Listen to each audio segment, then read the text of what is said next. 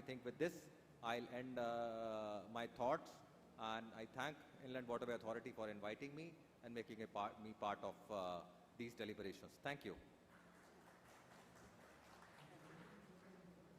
Thank you, sir, for those valuable points and very, very important points that you brought about, that the port is very strategically located in conflicts of not just the rivers, but also the countries, not just Bangladesh, which is traditionally thought of, but also an access, a gateway to Nepal. And looking at the entire value chain of the supply logistics, not just bits and pieces, we need to look at what is happening at Nepal, what is intermediate navigation, terminal infrastructure. So I need a very comprehensive and integrated approach. So thank you very much, sir. I'd like to call upon our next speaker, Mr. Kamal Raj Pandey, who's joining us virtually for the event. Just giving a brief introduction to him. Mr. Pandey is graduated in civil engineering from India and he did his master's in transportation engineering from the prestigious Asian Institute of Technology, Bangkok in 1983. He retired from the government of Nepal in 2012 as Joint Secretary, looking after foreign cooperation coordination and serving 34 years in service in transportation sector itself. He supervised IWT study on Gandak and Koshi rivers by domestic consultant. He co-chaired with Indian counterparts in reviewing the Indian government supported Terai Road project, railway extension to Nepalese borders, and integrated checkposts. He is engaged with the World Bank and Asian Development Bank with various transport and public procurement related projects. He's engaged he's engaged in an IWT study, which is the assessment of potential of recent developments in the IWT sector in India and Bangladesh for the purpose of Nepal by MTBS under the World Bank assistance in 2020. We welcome you, sir, to this conference, and over to you for your discourse. Thank you.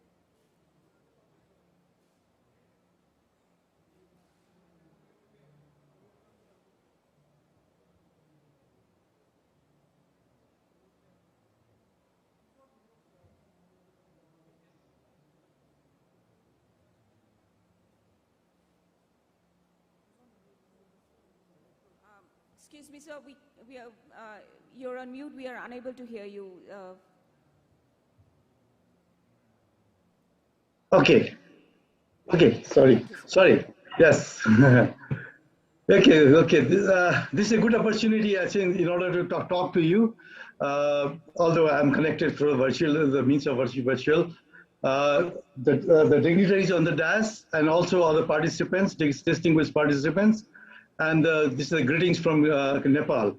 And so this is very light-heartening in order to hear from Calcutta Port the story and what sort of encouragement and the support that has been extended to Nepal by the Calcutta Port Authority. We very much appreciate that. I have prepared some few slides in order to give this. What are the key challenges, especially what are the background story on the inland waterways, and also what are the other things, just to give you the thoughts quickly, because I don't want to, because it's already been late. So we all have, because the treaty was signed with India in 1960, and that is a formal follow-up on the trade with India as well as the third country by India, the transit, and also followed by the till 2004, 2005, and most of the transit cargo movement was by truck from Calcutta Port. So that's coming to Nepal itself. But following the agreement with the rail service agreement in 2004, and the railways extended up to the Nepalese border in Birganj with the dry port. So that was a privilege for Nepal to also have a multimodal transport transit cargo system with for the bilateral trade between the two countries as well as the transit cargo. I think just to give you the brief that we are now in a state that there's an opportunity that has been offered. So the inland waterways. So comparatively, yes, in terms of the transport cost, there is very well comparable, and then is also because we facing a high cost of transport, the freight movement of transport. So that has been all reflected in every documents and every research paper itself. Next. The total our trade stands around 11 billion with almost 92% import. So only the 8% is a slow export. We are trying our best in order to export because increasing the quantity, increasing the volume for the trade itself. And also, this is also very interesting that, we have 89% of the trade with India and transit trade by India. So around 10, 11% that comes by year, and then around 1% with the Chinese, the trade link from the Chinese border. Otherwise, the rest of the 89% that all come through the, so this is coming from either Calcutta port or Haldia port or the Visakhapatnam port itself. So this is a great privilege for us. And the transit trade through India has played an integral part. So this is the, recording in progress. Allowing the access to third countries, and the freight transport cost is comparably higher than the South Asian. So this is recorded. So we are trying our best so that what are the opportunities we can bring down those transport costs itself.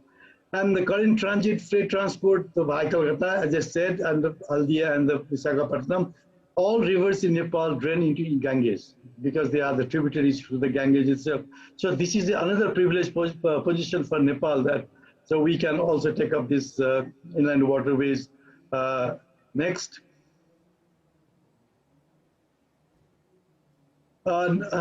This Nepal, so we have around 6,000 rivers with a cumulative length of 45,000 kilometers.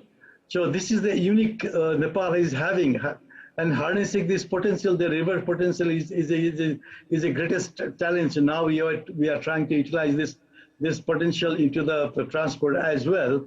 And for rivers like basically the three rivers, I think four rivers, Mahakali and the Karnali, Gandak and Kosi. The four rivers are the perennial source of the river, and that is the snow fade and comes from the Himalayas. And these are the very potential for initiating this transport facilities. And other rivers are mostly originated from the Mahabharat and the Shivalik range. And these rivers are basically the snow fade or the precipitations or the springs. And the rivers carry the other challenge, the rivers carry high degree of water sediment. So this is the challenge we face because a lot of sediments that's coming from Nepal that goes on depositing into the Bay of Bengals. So this is true. And then the study found that the depths of Nepal is because we have been carrying out the studies for a long time in order to explore the possibility of waterways transport. And then it's also found that the depth is very shallow in our case, and also there is a high current and the rapids, which is difficult to negotiate at year round. Next.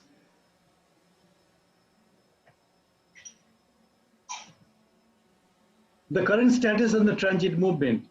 Nepal maintains and functions transit borders, especially the eight border points that facilitates the transit cargo to Nepal. And out of that, so almost the Birganj is the measure, which almost brings 45% of those transit cargo or Indian contents to Nepal, and 45 with with the ICPs and the ICDs, and with the railway network bringing it into Nepal, and there's a total days, and 18% of the other cargoes from Bhairava, and the 12% from the Biratnagar. So these are the three major ports in Nepal, which is operational and with the high. Nepal has access to all the three seaports. As I mentioned, Kolkata, Haldi, and the Visakhapatnam. And the Visakhapatnam is now emerging in case of the transit trade. If you look at this, some of the data itself, the trend is emerging as a major port for handling Nepal-bound freight containers, as it offers better handling facilities, less congestion, accommodating higher capacity container vessels, and more frequent rail services. But I am very much pleased to hear also from the Calcutta port side also, because they are also improving, and that will be facilitated, and that will be more competition. So currently the customs points in Birganj, Raxol Birganj is the sole point that handles the rail rail-bound cargoes. All those we are planning to have a railway connection with the assistance from the government of India. The rail points to the Kakarvita and also to the Biratnagar, as well as the Birganj, Bhairava, Birganj already there, and the Bhairava and the Nepalganj will be connected to the railway and connected to the ICPs. So this will be the further future development in the transit trade. The modal shift, if you look at the modal shift at this time, is even the 50%, around 50.5% by the rail and the 50% by road. Next. So when the Gandak, I think it's very interesting that when the Gandak Treaty was signed between India and Nepal, there was at the time that the Farakka barrage was under the construction. At that time, it was even looked at the possibility of having a water navigational or the water transport between Nepal and India. So a navigational lock was built at the Gandak barrage to ease the movement of ships. So that was foreseen almost in 60s or early 50s and 60s. And then, but suddenly somehow it lost those. But now with the current initiative taken by the government of India, especially to develop the inland waterways and especially designating inland waterways number 111 rivers, so that has a very good opportunity for Nepal itself in order to span out those transit cargoes to Nepal. The possibility of connecting Nepal's waterways to Indian waterways would result in the opening of new alternative trade routes, especially a comparative markets in terms of the cost of the transport. In addition, waterways are a route through which Nepal can access Bangladesh. This is another point. We also have this tripartite understanding between India, Nepal, and Bangladesh in order to have this transit cargo transport between these three countries, between Bangladesh and also Nepal, facilitated by the government of India, Most important is getting a swifter access to the sea would lower Nepal's trading cost. So definitely. Next. So this is the inland water. So I would just like to say that, we also have this transit treaty now is under the revision. So there has already been a negotiation to include that inland waterways into the trade and transit treaty between India and Nepal. So we have incorporated that and the next. So we have the proposed amendment which we are taking that as the earlier speakers, he said that, the Sahibganj is already in operational stage where that is very near to the Biratnagar itself. And when the Kalughat comes, the Kalughat will have a proximity to the Birganj and also a point, multimodal point to link with the Bhairava. So these are the conditions that we are looking at how the India starts getting development and definitely the Varanasi port. So three Varanasi ports, Sahibganj and the Kalughat has been proposed, for facilitating the transit cargo to Nepal from India. So these are the routes which have been proposed, and it will be a part of the trade treaty revision of the trade treaty itself when the time comes, maybe with a very short time of. Next. Okay, the current initiatives basically that the government now we have established following the development in the water transport sector. So government has established the shipping office, and then the regulations and necessary legislations are under preparations in order to have the facility for the ship registration, regulation functions itself, and also Nepal is also trying to be a member of the International Maritime. And then so far the most of the studies that has been conducted, also looking at it, the prospect is what sort of cargoes should be transported by the waterways, and what are the comparative advantage itself. So all these things, the study is being at the different stages that they are going. So now we're also looking at the possibility of private sector investments in this sector, how the private sector can participate in order to facilitate the transit cargo from bringing transit cargo from Calcutta port to the Sahibganj or to the Kalughat, and then through the at the next in the near future, then coming to the through the river itself. Once the necessary infrastructure are taken care of. Okay, these are the way forward. Next. So we looking at the now this the multimodal transport, the route Sahibganj to Nepal border. Exactly looking at in order to more operationalize the things, development of physical infrastructure in Kalughat, especially for the multimodal transport for the time being, and then later on stages of the extension of that bars to coming to the Nepal border. And then after the completion of the Kalughat terminal, operationalization, multimodal transport route to Sunoli, to Bhairava and Jogbani, Biratnagar and Raxol, Birganj. And then also the operationalization of the inland water transport routes, NW National Waterways 37 and National Waterways 58. So once they take care of this development of these waterways, that will facilitate the transit cargo coming to the Nepal border itself, where that facilities can be possible of having it near the Gandak border in Nepal and also the Kosi border between Bihar and Nepal.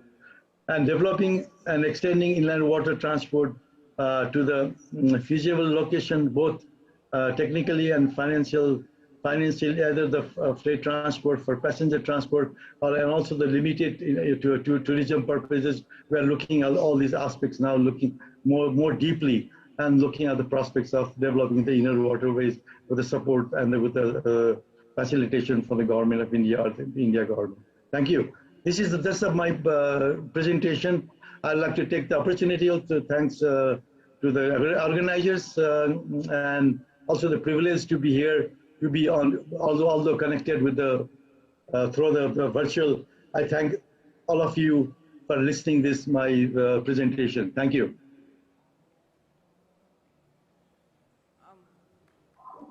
Thank you very much, sir, for these valuable inputs.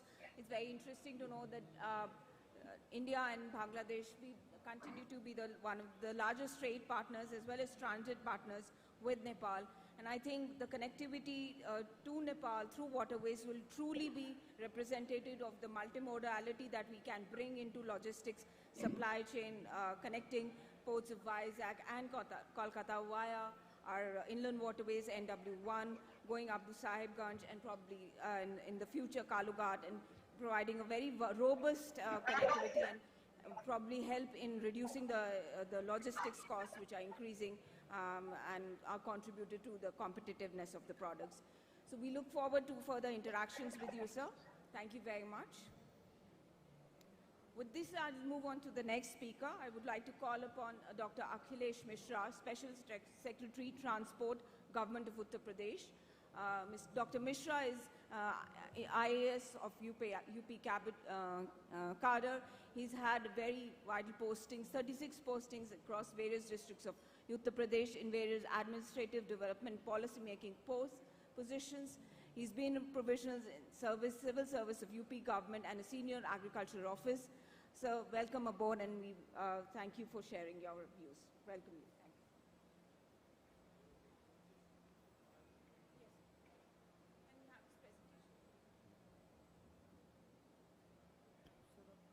नमस्कार इसे change है इससे नहीं होगा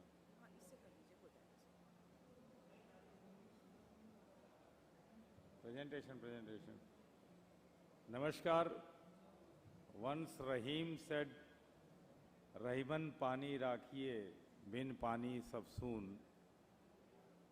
In Shastra there is written one word yatha pinde tatha brahmande. So water is everywhere, so why it is not in the transport? It is very well in the transport, and we will go for it. I will be centered around what we are doing in UP, in Varanasi, which is a part of National Waterway 1 presentation. Okay, I am Dr. Akhilesh Mishra. Next. Will it be okay? So we are going to have an administrative setup in Uttar Pradesh, which will consist of one director. We are in process. That is, our transport commissioner will be ex officio director for that. It will be followed by other members like joint secretaries, joint directors, joint commissioners. There will be 4 in number. Then these all will be from ex officio cadre. Then we will have 4 officers on deputation and 10 of them on outsourcing proposal. So we are going to have a 19-member team, administrative team, which will be partially or fully dedicated for the infrastructure development in Uttar Pradesh. The prospects of promotion National Waterways 1, because Varanasi is a major part of Ganges, and we can have a major item and ingredients there. So we are having a multimodal terminal phase 1 project in Ramnagar, which is active at this point of time. It is to be followed by a multimodal terminal, the phase 2, which will be in Ramnagar, Varanasi. It will be an extension of this one. We are planning it. Then a freight village in Chandauli and Mirzapur districts, which is adjoining to Varanasi across the river, will be developed. We are in process. The intermodal terminal and Gazipur, so that the small farmers and artisans and small businessmen, they need not to go for the water, for the other modes of transport. We are developing in Gazipur. And this all will connect to various road infrastructures across and in the vicinity of all these multimodal transports. This will, and we are having also a ship tracking system at Ramnagar, which will be extended as soon as we go forward. The main important thing is the land acquisition process, which is basically being done in Varanasi, Gazipur, Mirzapur and Chandauli areas. So for MMT, it's active already. We have got the 5.5 hectare land. The MMT extension, it needs 23 hectares, of which we have got portion of 16 hectares, and we are in process of getting the rest of the land. The freight village, it will be a big one, which will include the freight from the railways, dedicated corridor, and it will need a 41 hectare of land. We are already having a part of it, and we are in process to get other part of the land. The intermodal terminal, it's not active as of today, but it will be a small terminal at Gazipur, and we will develop in due course of time. This will, because never at first is our policy, so Waterways will certainly help Nepal and other adjoining countries for that. 90% of the Nepal trade is through India, so we can take a heavy portion of that trade to Waterways, because it's a Haldia, Varanasi, Prayagraj route which can be used. The import of petroleum, iron, these are the projects we import and export from across the Nepal. Then the jetty in Varanasi is functional, as I told. A multimodal terminal in Varanasi, the goods will be transported from this terminal as of today towards Nepal from various entry points which are already there. Then from other parts of the India which are in vicinity of Varanasi, we can collect the goods at this multimodal terminal, and the waterways can be used further because it's a cheaper and it will reduce the consumption of diesel in today's days. One new proposal is there which is in very nascent stage of the community of jetties. You are seeing 15 numbers of community jetties to come up. It's principally approved. So this will help the artisans, the locals there to collect their material on these jetties, jetty points, so that it can be recollected at the multimodal point and can be exported or can be transported to wheresoever it is possible. These are the salient features of these jetty points, whereby we are in fact concentrating towards the locals, towards the nishad, towards the local boatments, towards the perishable goods, which can be transported through all these jetties. So we are developing it. It will take some time because it's principally approved, and we are going simultaneously like a bird charting to develop this infrastructure in Uttar Pradesh. The action plan is that we will transport food grains, fruits, and other ODOP products, especially in UP. They are very popular. We are having 75 districts. So 75 unique type of products we produce in our districts through MSME sector, and that can be transported to various parts of country and abroad as well. Raw materials can be transported so that we can develop certain other points of production.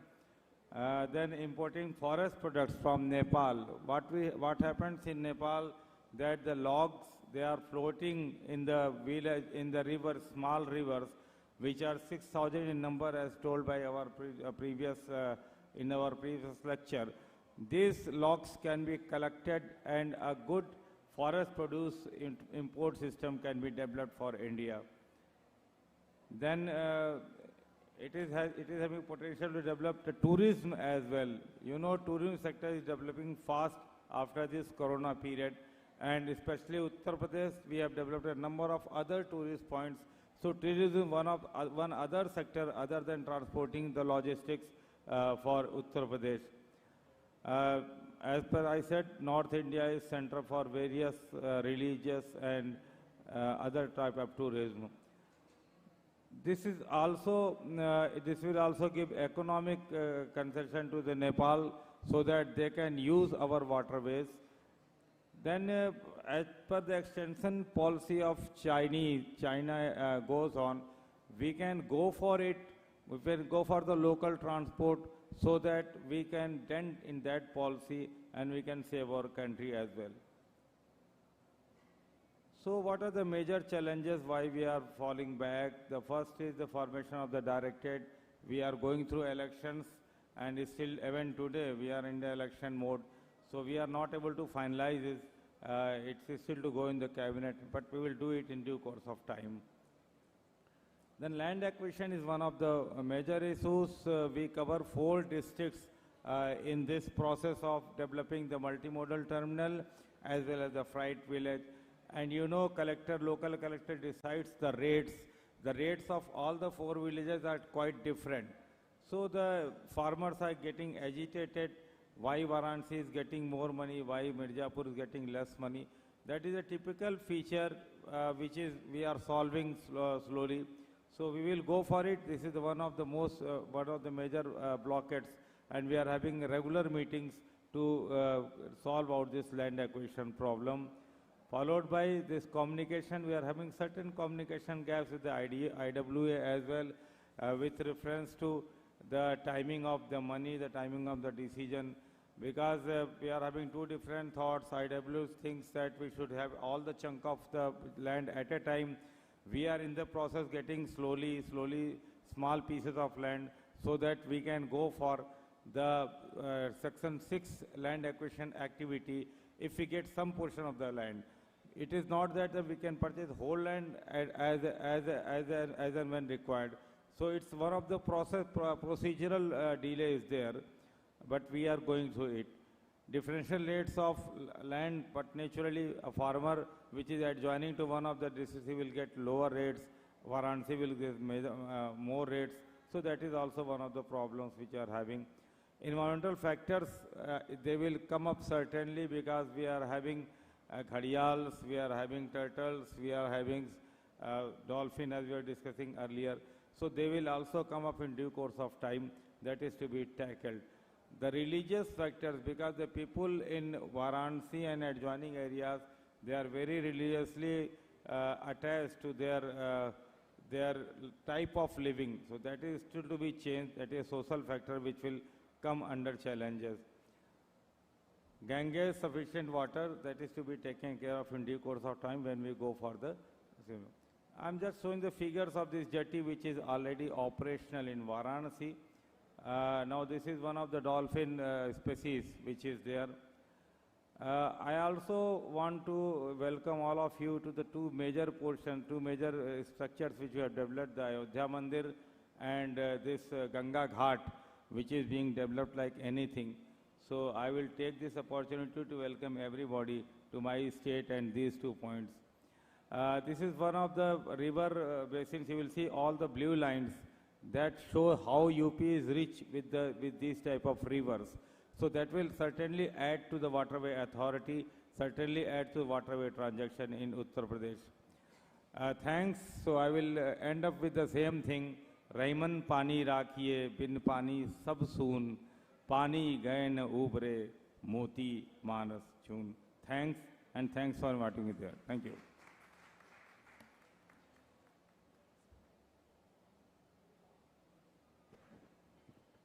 Thank you very much, sir, especially in the notes at the end. You made very valuable points, especially regarding multimodality and also identifying the key role last mile connectivity that you said that roads are being made for these. Land acquisition, again, a very vital point for all infrastructure projects. And to that extent, at least waterways do provide a naturally available road, a mode of transportation, a route. At least land does not need to be acquired for building as we need for road and rail. So at least that part is mitigated and other environmental aspects related to that. Tourism is very, very vital part of this entire route, and we already have a lot of tourism cruises which are going on, and I think we have a subsequent session on that. So very vital points. Other than just cargo that we've been hearing and talking about, community jetties, passengers, tourism, new dimensions that you've added. So thank you very much for that, sir. So we'll move on to the next speaker. I'd like to call upon Mr. Yash Jalan for this next.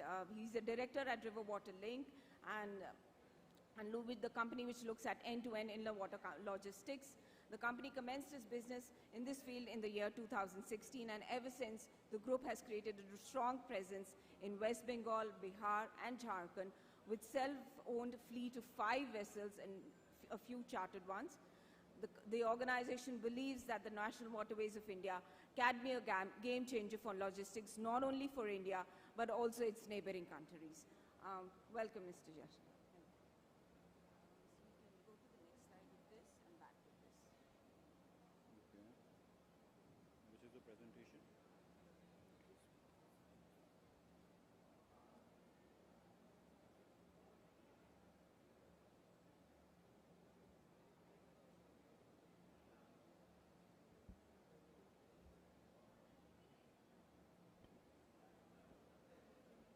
A very good evening to one and all present here.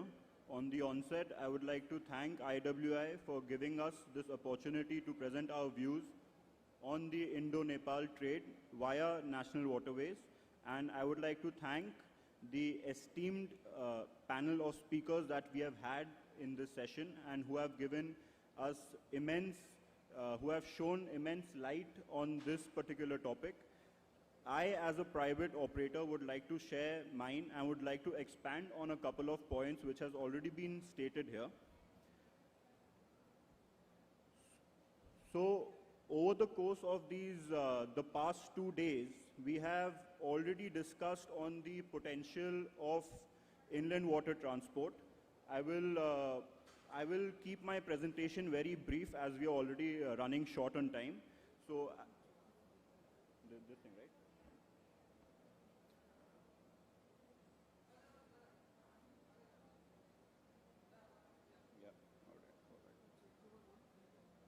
Okay, perfect.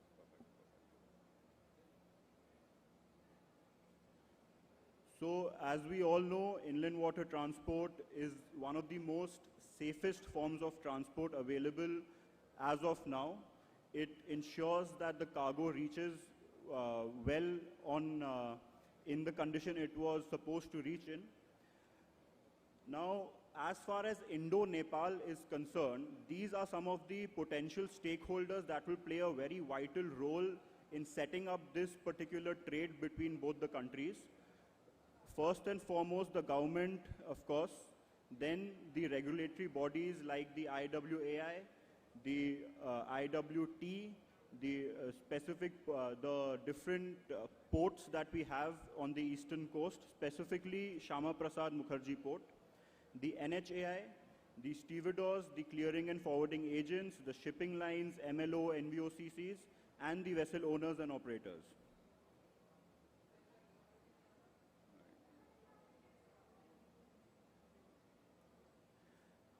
At present, there is close to 7,000 containers moving to Nepal on a monthly basis. And apart from these containers, as Shri Vineet Kumar ji rightly stated, the quantum of bulk cargo which is being moved to Nepal via roadways and railways is a very good opportunity that can be tapped by the waterways sector. And so there are certain limitations of roadways and railways both. Primary limitations are being the detention that the shippers are facing in this particular mode of transport. Via waterways, we can aim to decrease these detention periods. But yes, waterways is a slow mode of transport as compared to road and railways, but still it is one of the most efficient as well.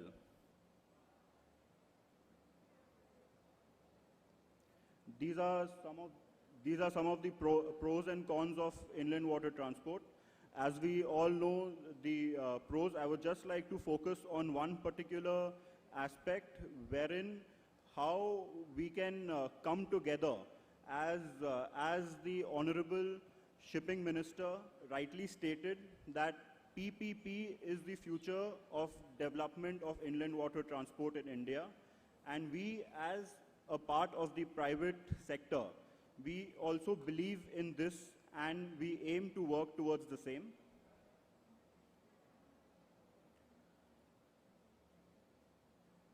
So, ladies and gentlemen, coming to what we are proposing is, as we heard, Sahibganj is one of the proposed locations wherein Nepal cargo can be transported from. The second location that the government is considering is Kalughat. Now, Kursela, ladies and gentlemen, is a point on the north bank of Bihar, which plays a very vital role, and it is of strategic importance why this area should also be considered for Indo-Nepal movements. First and foremost, it is just 550 kilometers from Kolkata, and as we all know, Kolkata port is one of the main transit points for Nepal-bound cargo. Secondly, it is more centralized in terms of accessibility from both the borders, the primary border being Birganj and the secondary border being Biratnagar. So when we take the overall distance into consideration, right from Kolkata up to Kursela and then further to Birganj or Biratnagar, we can reach Birganj in less than 950 kilometers using this mode, using this area on the north bank of Bihar. And whereas Biratnagar is just situated 115 kilometers from Kursela. Another very important factor why Kursela can be one of the transit point for Nepal-bound cargo is the all-round availability of draft all round the year it's very good, as we are already operating in those areas. We are getting on an average of 3 meters of draft at this particular stretch round the year.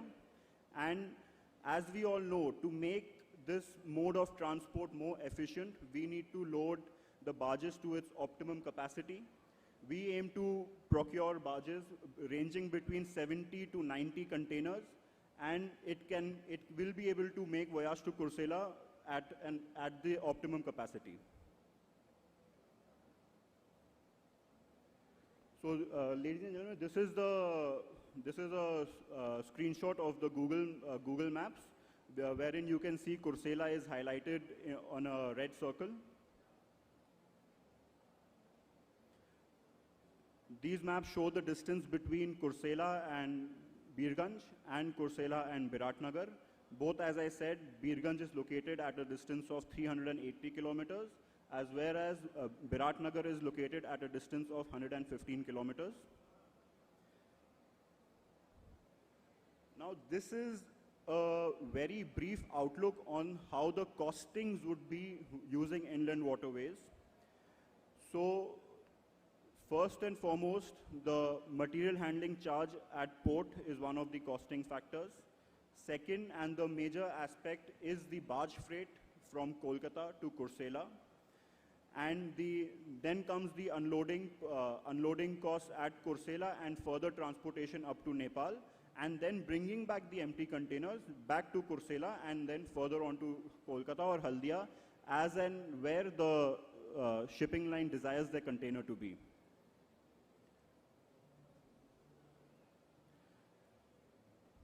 This is a brief comparison between the costings between waterways plus roadways, only roadways and only railways. Now, we have been rightly said waterways is one of the cheapest mode of transport. Yes, it is, but still we have to aim towards and achieve that goal of making it the cheapest mode of transport. Right now, how far our study goes, a container moving from Kolkata to Nepal is, the shipper is having to pay close to 1,20,000 rupees per container, and the freight of the empty container is charged extra. The containers being moved via railways is having to pay close to 70,000 rupees per TEU, that is a 20-feet container. Whereas if we move it through waterways and roadways, even in the present scenario, when the infrastructure is at a very primal stage, we are still developing this industry. Even in this very basic scenario, the costings that can be achieved is lesser than that to compared of roadways. The cargo assurance and on-time delivery is assured to the clients. So I would like to highlight here that we are at a very novice level right now as far as IWT goes. So even at this level, if we can make waterways a cheaper comparison to roadways, it is a great achievement for us. But yes, we have to compete with the railways, and down the line, I'm sure we'll be able to get there.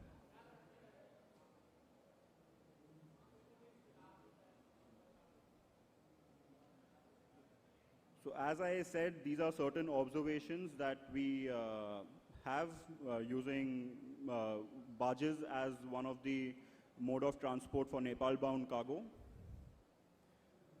Now, this is some of the support that we as a private sector, we aim to receive from the government, and yes, the government is already working towards the same. The first and foremost being incorporation of these different routes in the Indo-Nepal Trade and Transit Treaty. Secondly, I'm sure Vineet sir gets this a lot, but decrease in handling of port costs. It is already IWD containers are given a 50% rebate as far as the handling cost goes, but we are businessmen, we aim to achieve maximum benefits that we can.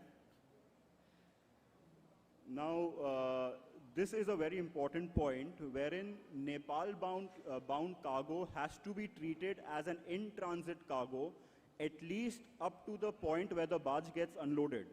The reason being, one is the ease of customs procedure throughout this particular route, and as Vineet sir rightly stated, that the future is mid-river transshipments for this particular kind of cargo, be it bulk, be it containers, be it whatever it is. It has to be mid-river transshipments, but along with it, the shipping lines and the NVOCCs will have to take active participation and allow the free time on these containers to start right when it is unloaded from the barge, because the transit time from the barges will be close to around about 1 week to 10 days one way. So the free time given should be given to the barges so that the detention on these containers are then not passed on to the final shippers.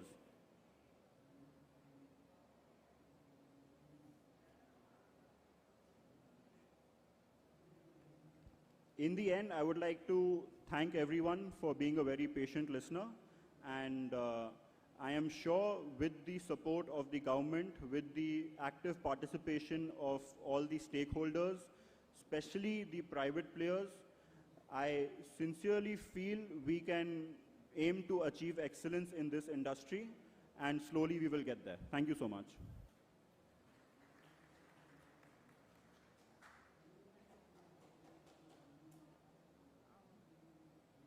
Thank you, Yash. Right. Thank you, Yash, for this, perspective of the private sector.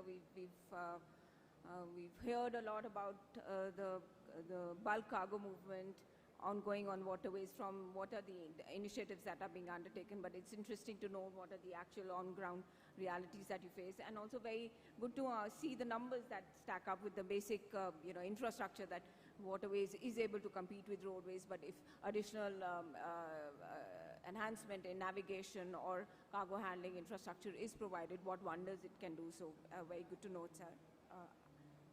I'd like to call upon the next speaker now.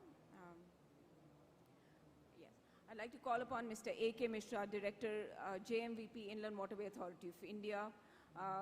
Mr. Mishra has multiple years of experience working with the Central Power and Research Station from 1997 to 2002 as a research assistant, after which he joined the Inland Waterways Authority of India and has been working here for more than 20 years in this sector.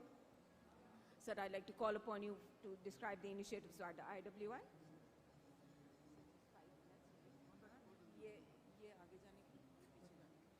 मैं आपका वो भी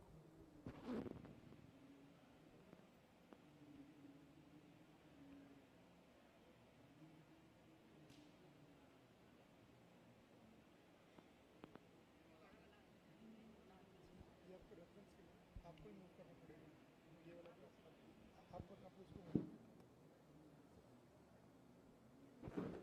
Good afternoon. I will try to finish my presentation within a very short period. And this is regarding, I'm presenting my presentation on the connectivity of the Nepal through waterway. So already much has been spoken by earlier or previous speakers about the significance of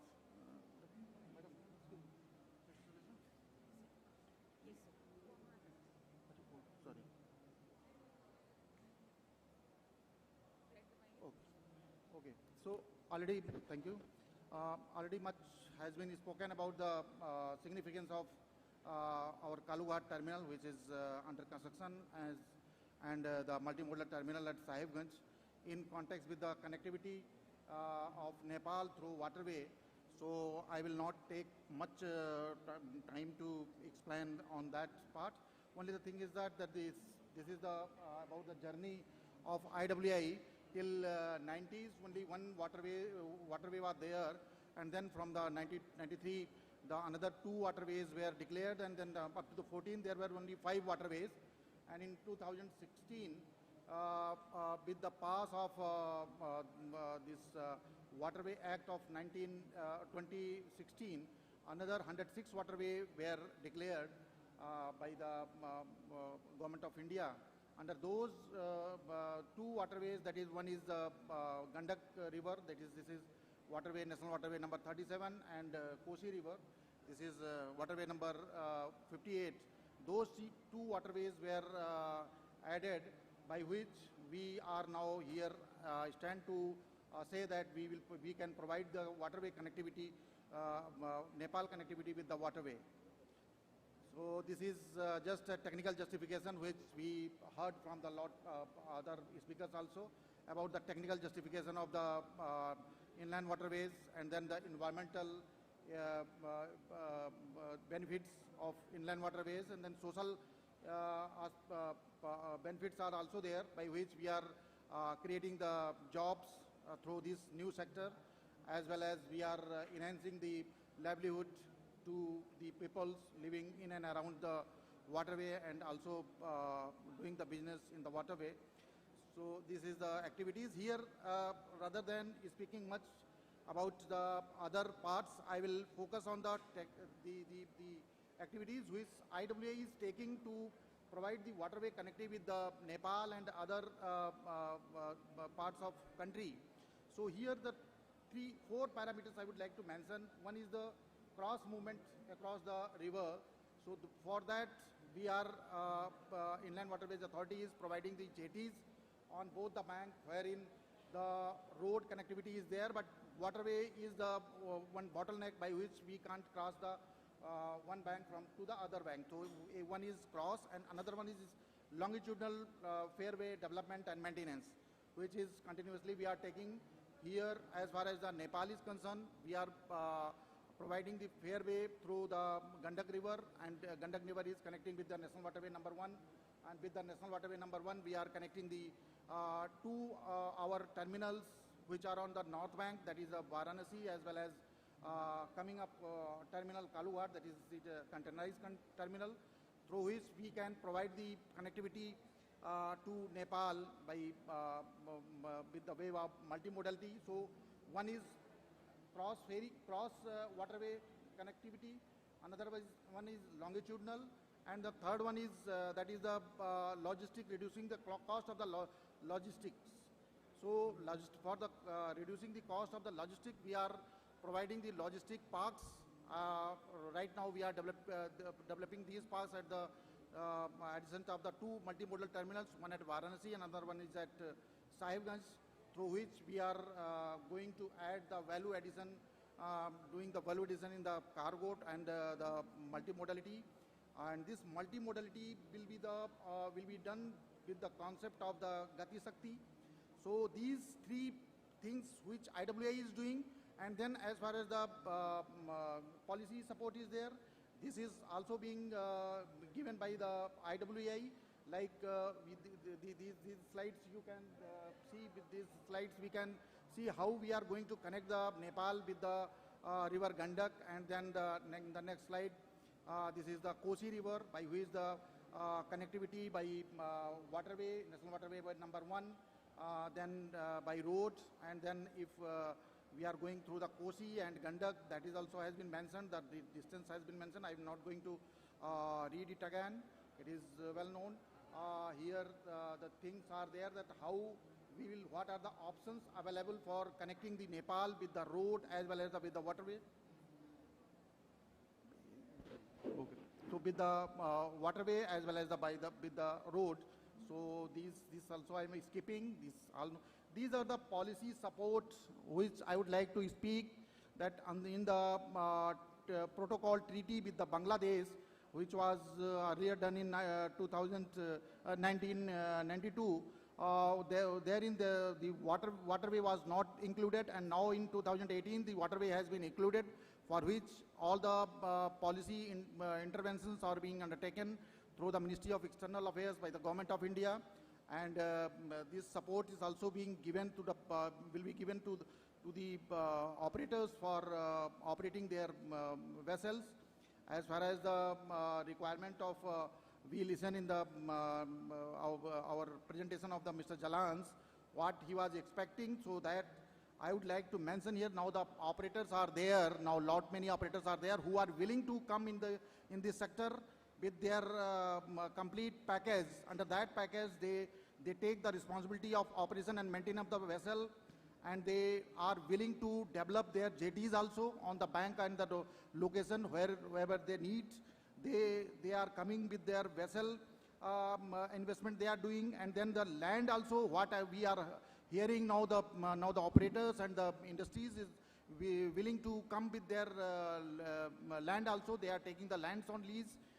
So these things are there. The support they need from the Inland Waterways Authority or government will be only to invest on the infrastructure like fairway development. That will be the Inland Waterways Authority's responsibility, and then the provision and the support in respect of the availability of this information about the depth, what depth and how much depth is available at which location, so that they can safely and confidently ply their vessels. So that support, as well as we are talking about the policy support. Policy, in respect of the policy, the government has to is coming forward with all type of policy, whether it is taking the land on lease, our vessel design related things are there. That supports also government is doing. And if any dialogue is to be established with the state government, as we earlier listened from our Special Secretary Transport, Government of UP, they are also coming forward to support all the type of, giving all the type of support in respect of the development of the national waterways.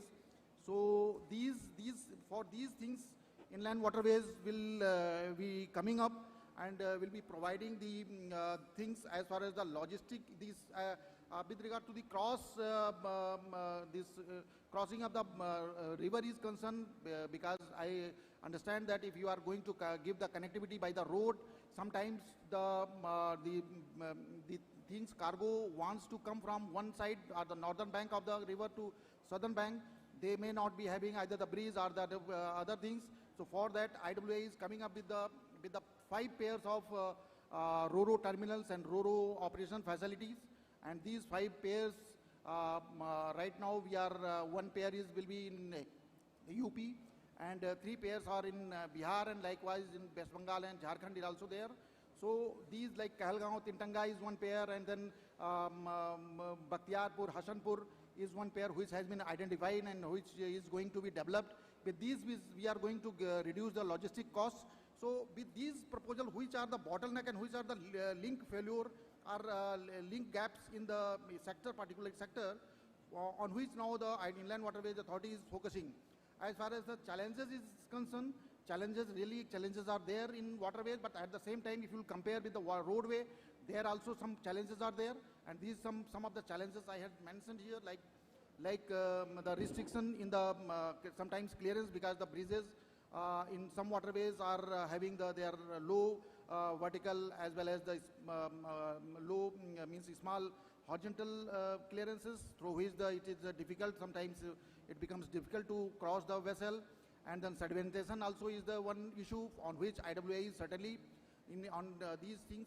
Sedimentation is issue which subsequent to the every rainy period, the silts, huge silts is coming from the upstream, and it is getting silted at a certain location, for which IWA is coming forward with all the solution, giving the information about the siltation patterns, and sometimes insufficient discharge, the regulation of the barrages which are constructed upstream of the each waterways. Those are to be regulated properly. For that, some coordination is being established by the IWA. Certainly, this is a slow but a consistent mode of transportation. As well as the challenges you can see, then in the roadway also is there. So it is not like that in the constraints are there in waterways. So I had mentioned that this is about this logistic park which is being constructed at Sahebganj, addition to the multimodal terminal, which will certainly reduce the logistic cost for transportation through the waterway as far as the connectivity with the Nepal is concerned. So under this, already the land has been acquired, 120 acres of land has been acquired by the IWA, and this land for the development of this multimodal logistic park. The MOU is under finalization with the MMLP, the NHI. NHI is having one company. With that company, they are going to develop 35 numbers of multimodal logistic parks all over in the India, and now this will be also developed by the NHI with their company. So this way we are giving all the supports to operators and for establishing the waterway connectivity as far as the Nepal is concerned. Thank you.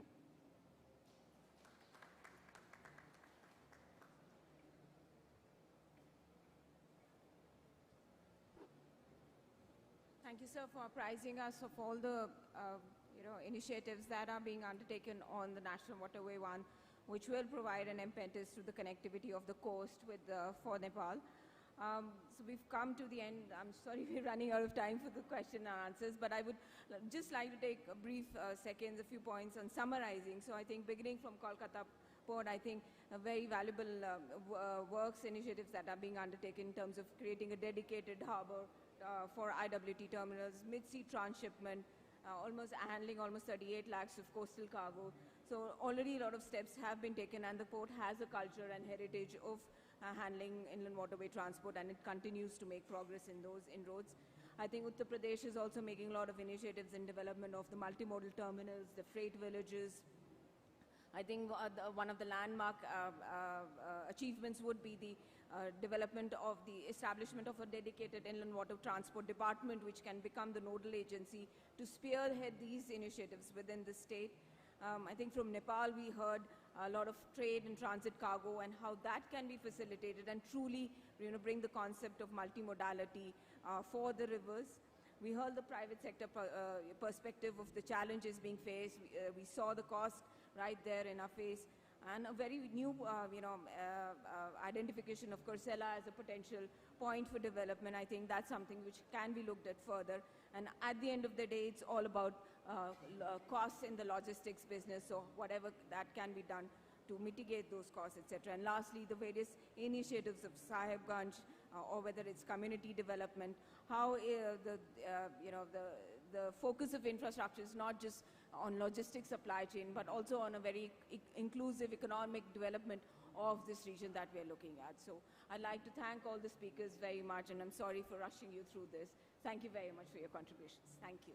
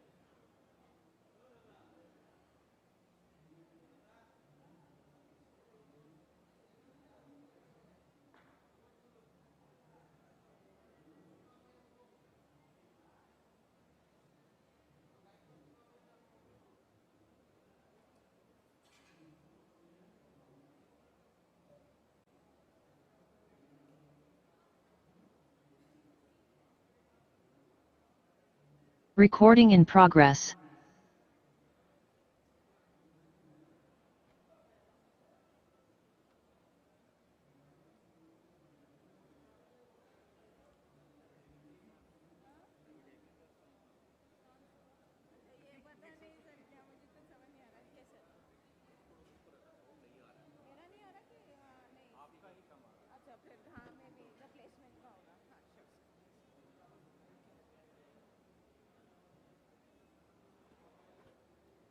Good evening. Just like to make an announcement that we'll be starting the last session for the day, the breakout technical session on unlocking potential of regional trade through waterways with specific focus on northeastern states, Bhutan and Bangladesh. We'll be starting the session at about 4:45, so request you all to please just have a little more patience and be seated. Thank you very much.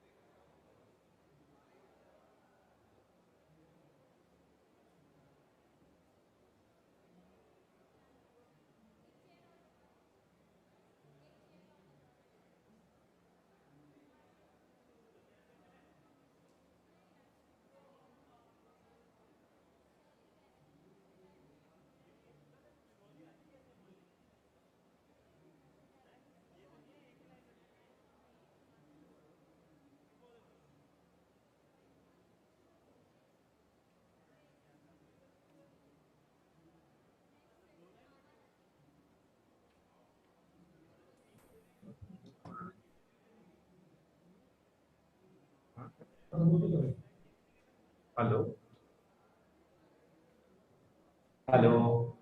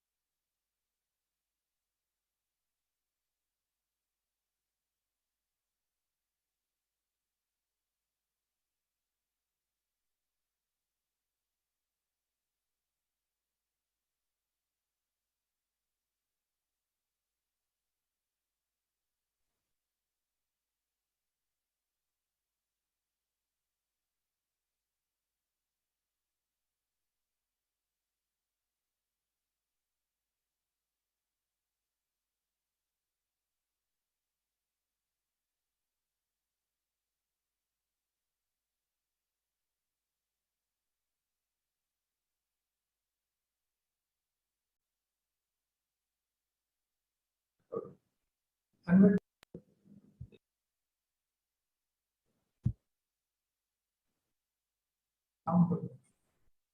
Mr. Congo.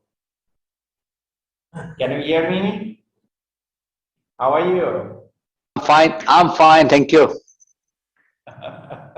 So we are waiting and waiting. Yes, yes. You'll have to be patient.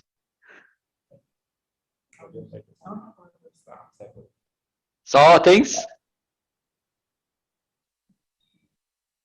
But I am afraid if it is further delayed, I will have to leave.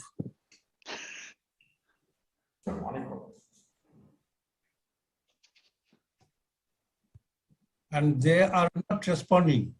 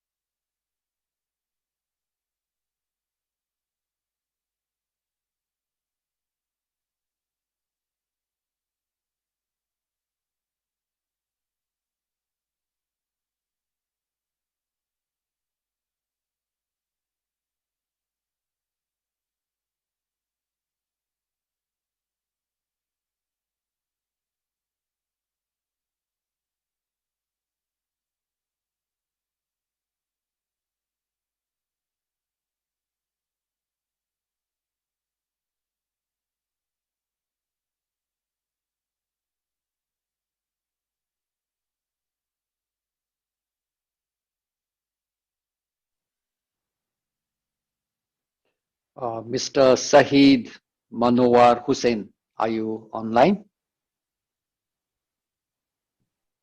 Yes, I'm online.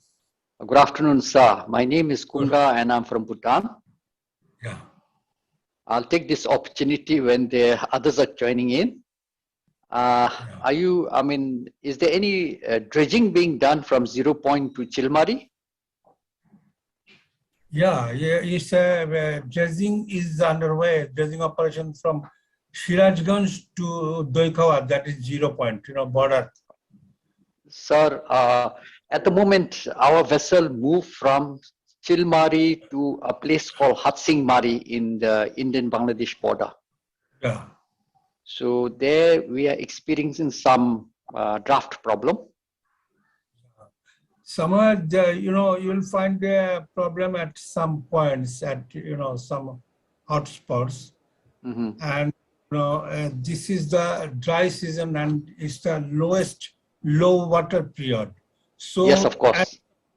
At some points you will have to face problems because only the dredging it's not the answer to remove the problems of navigability. Some other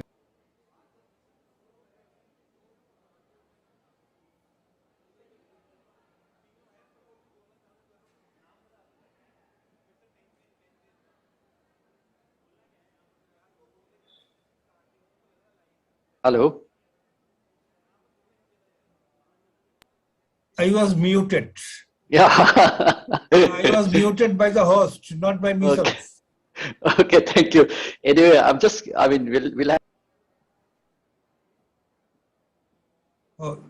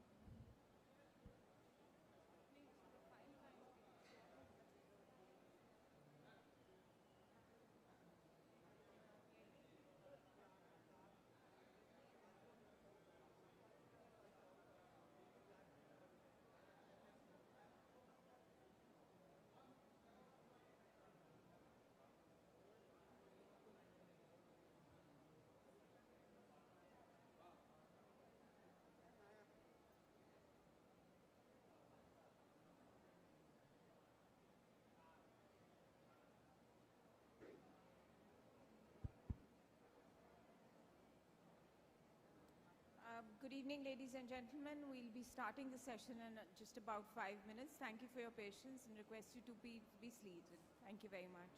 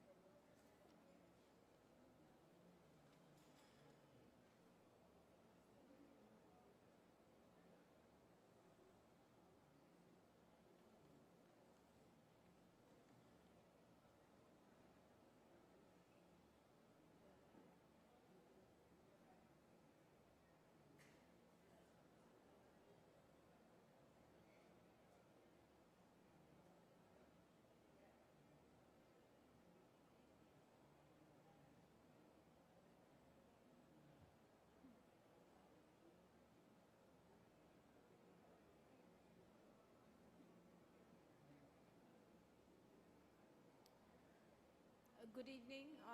We'll start the session now.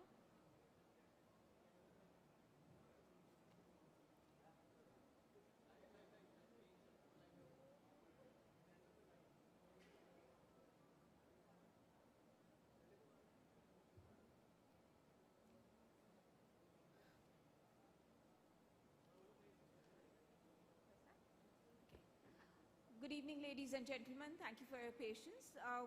We're starting with the last session for the Waterways Conclave, which is the session on unlocking potential of regional trade through waterways, with specific focus on the northeastern states, connectivity to Bhutan and Bangladesh. I'd like to start this session by welcoming our Honorable Minister for Transport, Parliamentary Affairs, Skill Development, Entrepreneurship, Industry and Commerce, Government of Assam, Sri Chandramohan Patwari. So we are really honored with your presence, and I request if you can join us on the stage.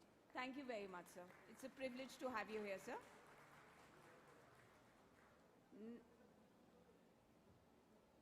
Thank you, sir. I'd like to call upon Mr. Jigme Thinglin Namgyal, Consul General, Royal Bhutanese Consulate General, Gauhati. I request you to please come on stage to join. Thank you, sir. Next, I'd like to call upon Mr. Ri Hazarika, Managing Director, Brahmaputra Cracker and Polymer Limited. Welcome, sir.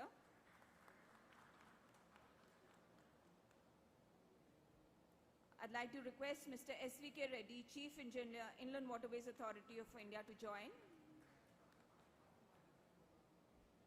And I'd like to request Mr. Pradeep Purohit, President, Star Cement, to please join the dais. Thank you very much, sir.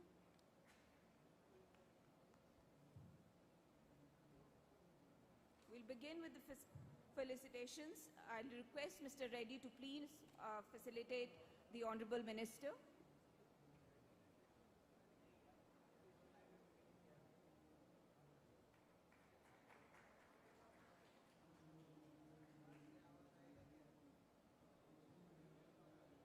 Thank you, sir. Sir, I'd like to request you to please felicitate Mr. Namgyal.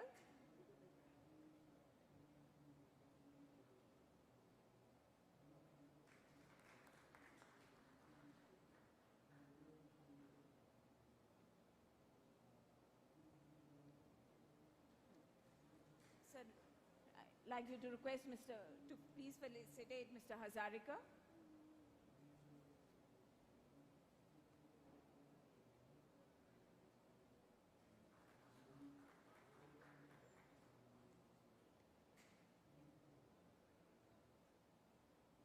And request you to please facilitate Mr. Pradeep Purohit, please.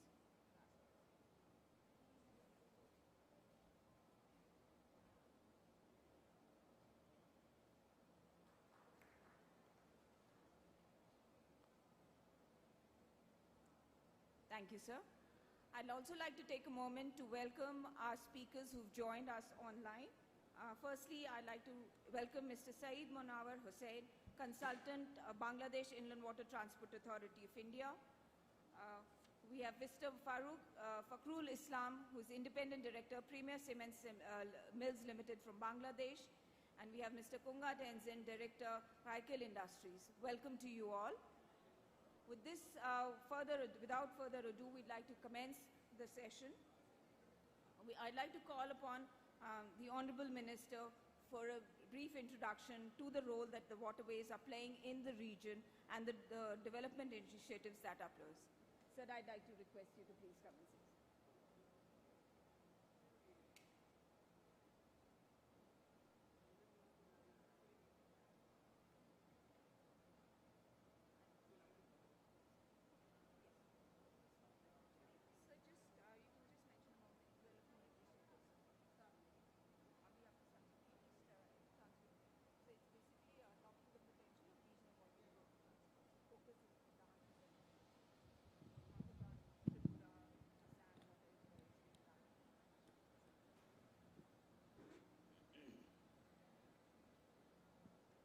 Excellency, the Consul General of Bhutan in Assam, Mr. Reddy, Sri Hazarika, MD BCPL, and Mr. Purohit, the Vice President of Star Cements, and ladies and gentlemen present here. Of course, before mentioning my name, actually I don't know the subject actually, on what subject is. So unlocking me?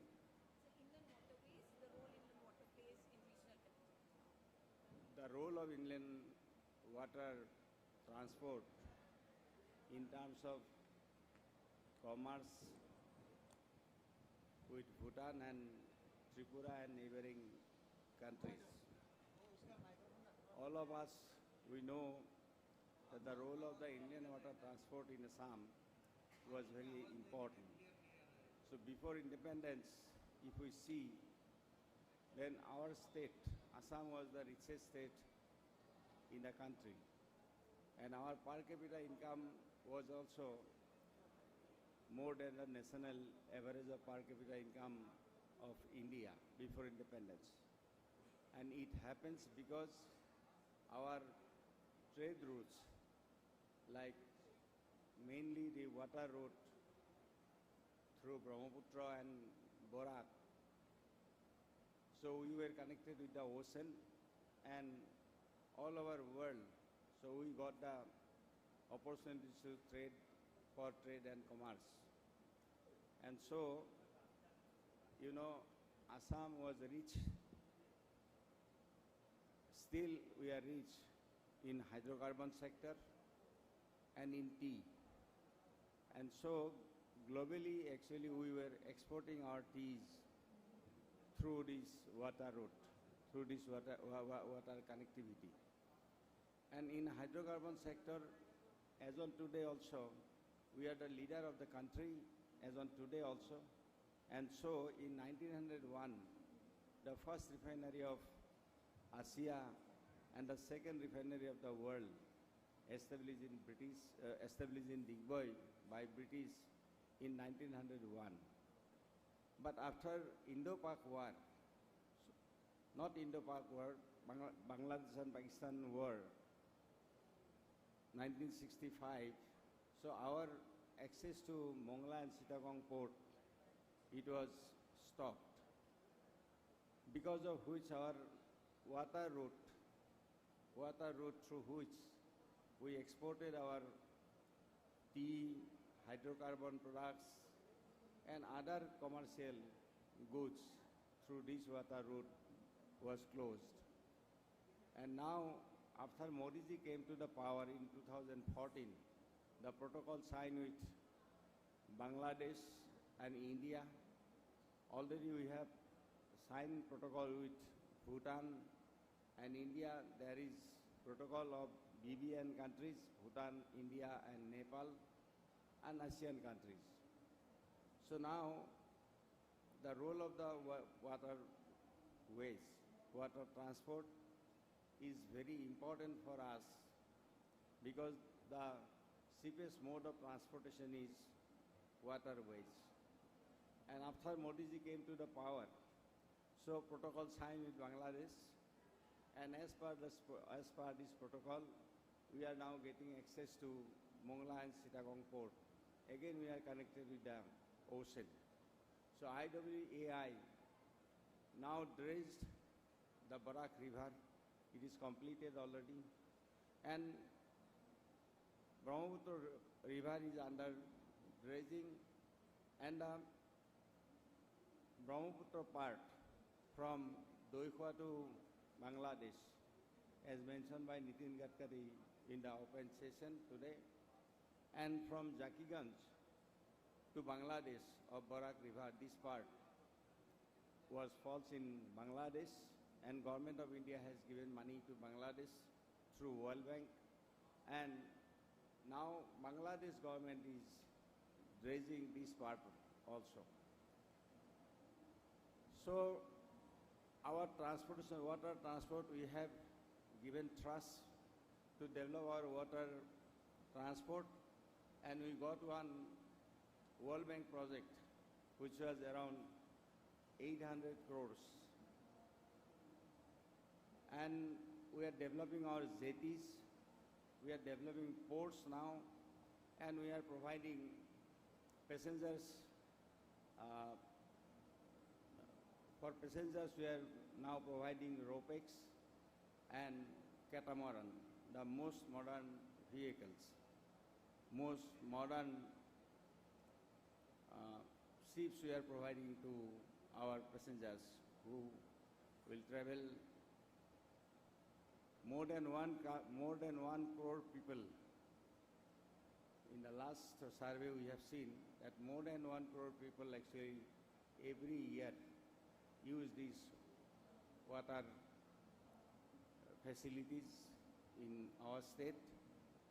And now we are making some modern, we are just giving some modern vessels to our passengers, and all automobile engines are replaced now by marine engines, so that there is no problem for the passengers. And we are constructing now one company from Netherlands. We have given them to make the survey and to prepare the DPR. And from the World Bank, the money we got, so we are now going to construct jetty in different places like Disangmukh, Shivsagar, and other part, Matmara, Vishwanath Ghat, Nimati, Majuli, then Guwahati, Uttar Guwahati, then Gwalpara, then Dhubri, then Mankasar. So all these cities now we are going to construct from World Bank project. And apart from that, with the help and survey and the technical support from IIT Chennai, so we have started now night navigation also in Assam, so that apart from our passengers facility, our commercial activities also can be done in the night. So night facility already we have introduced in Assam. We have started night facilities, night navigation already we have started in Assam. So role of the inland water transport is very much important for Assam as well as and for neighboring countries. So our Prime Minister, Honorable Sri Narendra Modi ji has given thrust on connectivity. So without connectivity, it is not possible to develop trade and commerce in any state or in any country. So he has given 5 ways. He mentioned 5 ways. Number 1 is highways. Our highways are up to the mark. And today, in the morning session, Nitin Gadkari ji assured that he will construct the road as the US road standard. So as on today also our highway is up to the mark.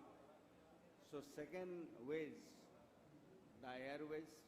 So airways also now we are developing. So second terminal is coming up at Gati now, and Government of India sanctioned 1,243 crores. So second terminal is under construction. So we are extending this Dibrugarh airport also. Now land requisition process is going on. We are expanding this Jorhat airport also. Lilabari airport also will expand. Now work is going on. And our Tezpur airport also we are expanding. The abandoned airport Rupsi. So now we made it operable. Now flights started operating from Rupsi airport of Thugri district. And one greenfield airport is coming up in Silchar. So land requisition already done and DPR is being prepared. So one green airport is coming at Silchar. So this is highways, airways, roadways, airways, and then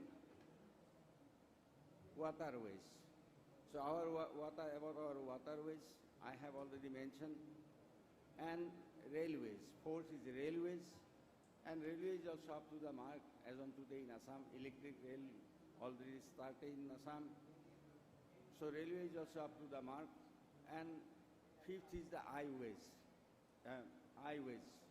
So our internet service is slow here because we are getting connection from Chennai and Mumbai gate, so it's not possible to get, you see, fast connection. So as per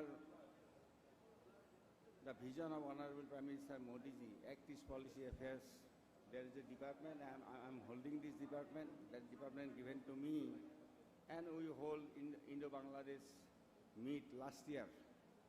And during Indo-Bangladesh meet, we requested Bangladesh government to give us connection from Cox's Bazar gate, IT gate, and they agreed. Now when Railway Minister Ashwini Vaishnavji visited Assam, so I requested him because he is minister for IT also, and he is kind enough that he agreed and he instructed Railway Department to bring connectivity parallel to the railway line to Assam from Cox's Bazar. So these 5 ways mentioned by our Honorable Prime Minister, out of the 5 ways, the waterways is one of the important ways for trade and commerce. And apart from that, our cargo movement already started. It is mentioned in morning session that the IWAI from Calcutta, they have already brought steels and all, and Star Cement also they have flyers they bought last year from Bihar to Assam. So that way our cargo movement already started, and our Pandu port will be developed by IWAI, and slipway also, one slipway also is being under construction by IWAI. So as on today, for the development of the state and industry and commerce, this Indian water transport is very much important.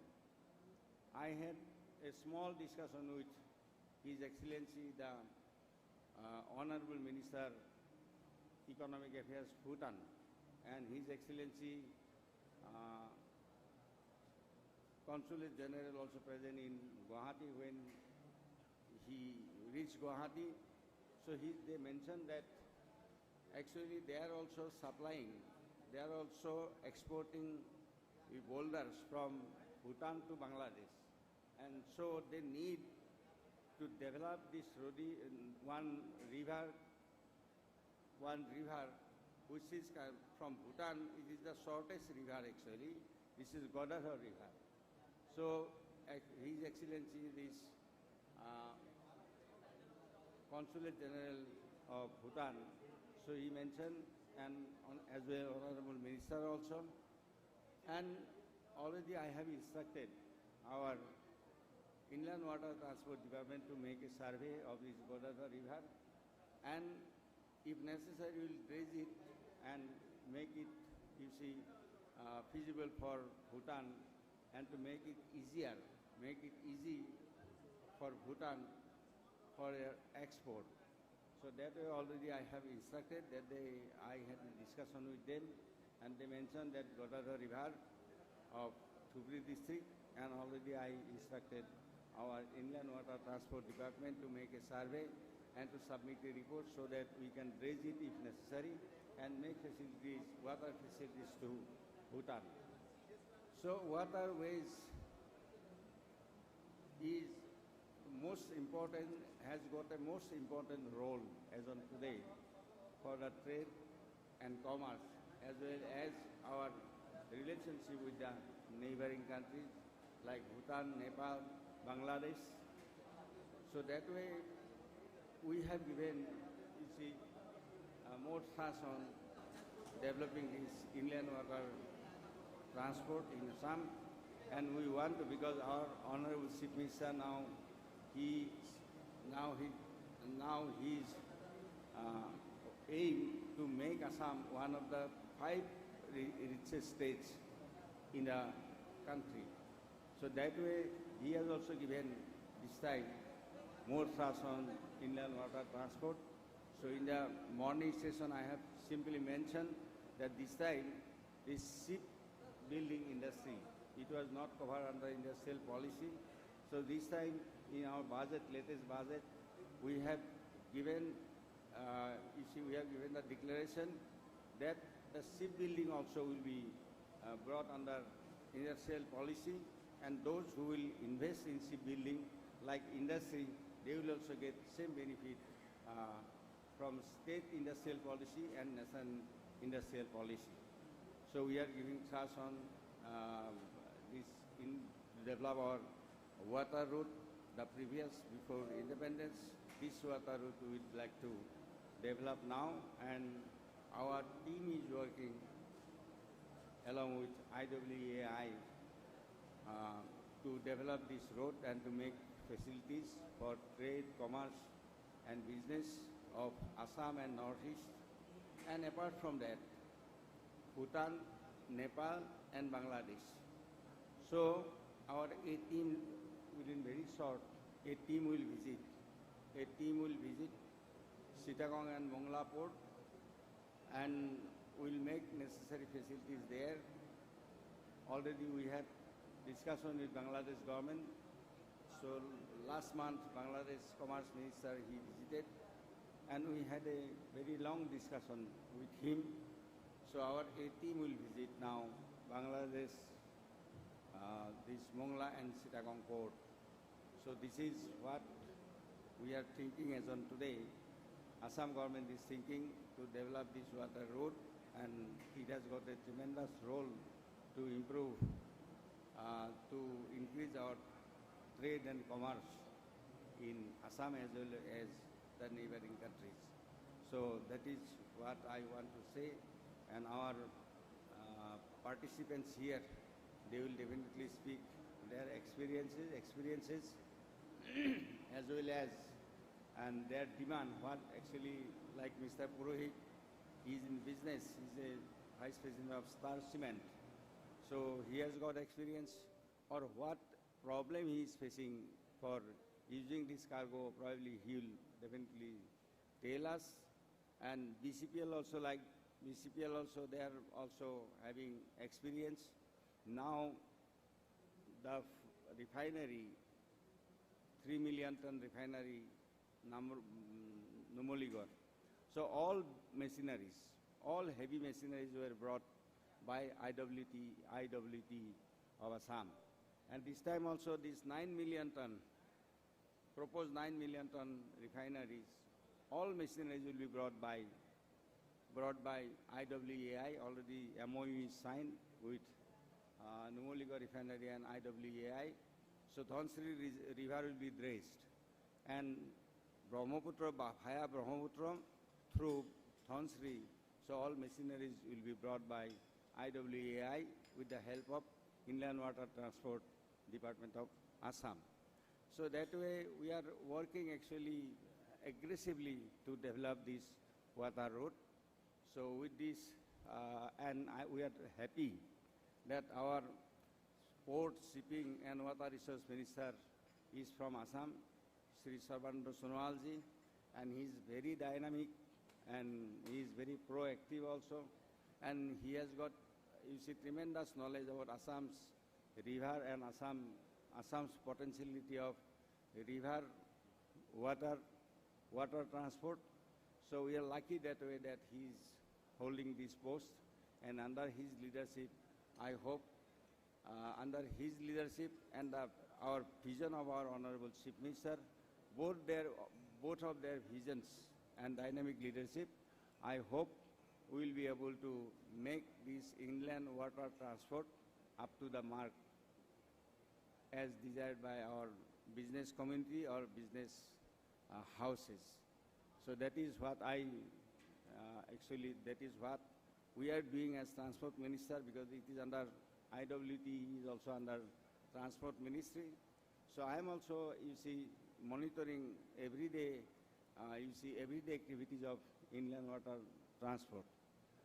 So I hope that definitely we will be able to improve the water transport in Assam to make facilities for trade and commerce of northeastern region, and apart from that, Bhutan, Bangladesh and Nepal also.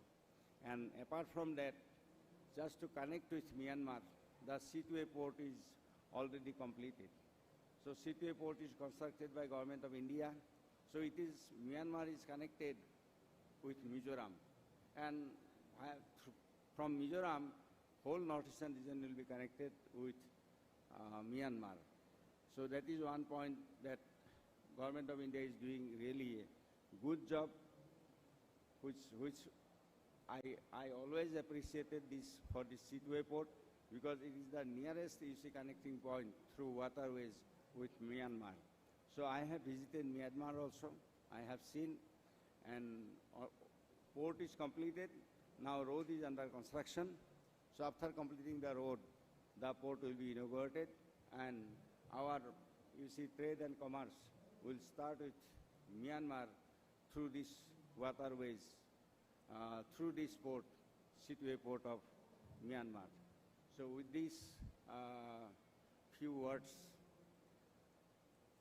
and the aggressive, aggressive effort made by the Assam government Transport Department, we hope that we'll make Assam water transport up to the mark, because we have got already Government of India declared 15 rivers out of 44 rivers of Assam as national waterways. NW2 is Brahmaputra, NW16 is Barak, and other 13 rivers are declared as national waterways. So we will develop all the national waterways so that industry and commerce will get facilities, and we will try our level best to provide all facilities to our industries, so that we can, in morning session, Nitin Gadkari said that if industry is not grow, then employment will not grow. If employment will not grow, then our per capita income will not grow. So that way, just to boost our industry, so we'll definitely develop this water connectivity and other connectivities. And we are aggressively working on this issue. So with these few words, I conclude my speech, and other speakers who are participating here, so I'll carefully note their points. Actually, what they want from government to develop, we are developing of our own. If you have something in your mind, what to do, if you express your views, then it will be beneficial for the government to do work. With these words, extending my thanks to you all, I conclude my speech. Thank you.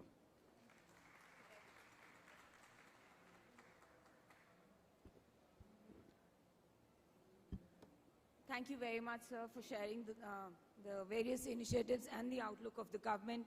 It's really heartening to see the efforts that the government of Assam is taking towards development of waterways for regional connectivity, impetus on more terminals coming up, night navigation, ship repair facilities that are being done.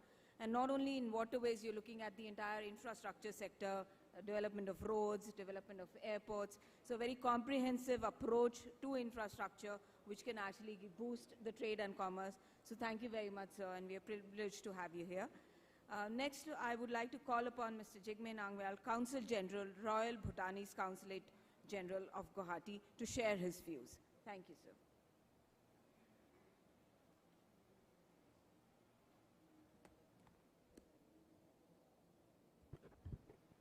Good evening and namaskar. Your Excellency Shri Chandra Mohan Potwari, Honorable Commerce and Industries Minister, Government of Assam, distinguished speakers, ladies and gentlemen. It gives me an immense pleasure to be invited to this August forum among the galaxy of luminaries to discuss A, leveraging existing trade agreements, and B, proposal to enhance regional trade through waterways. Bhutan has a free trade agreement with India, preferential trade agreement with Bangladesh, and a trade and economic cooperation agreement with Thailand.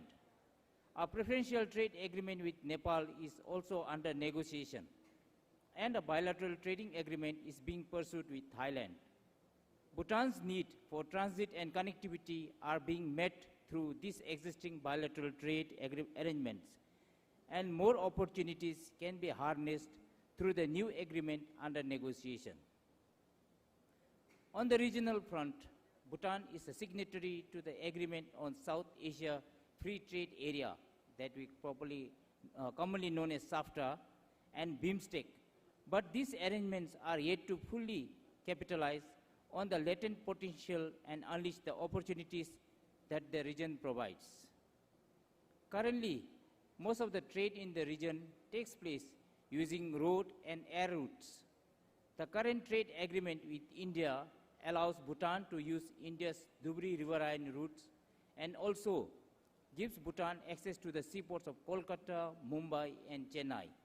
More recently, Jogigopa and Pandu, both of which are important riverine ports in the northeast, were approved for use by Bhutan to promote bilateral and regional trade.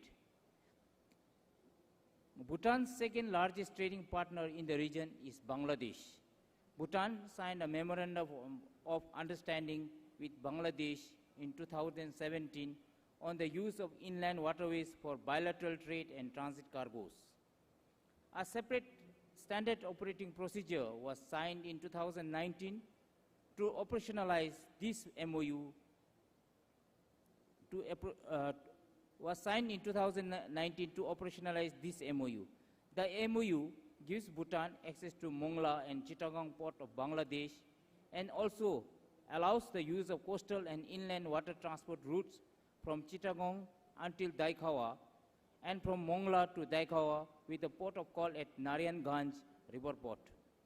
Bhutan is also negotiating a transit agreement with Bangladesh. Once approved, Bhutan's third country import and exports will be facilitated through Bangladesh and will serve as an alternative to the transit goods going and coming through India. Ladies and gentlemen, on enhancing regional trade through waterways, overall, trade integration through waterways in the region is low due to several factors such as lack of appropriate level of trade facilitations and inadequate infrastructure and communication linkages on the ground. There is a need to expedite and take tangible steps in the harmonization of customs and trade facilitation procedures to facilitate seamless trade movement in the region through waterways.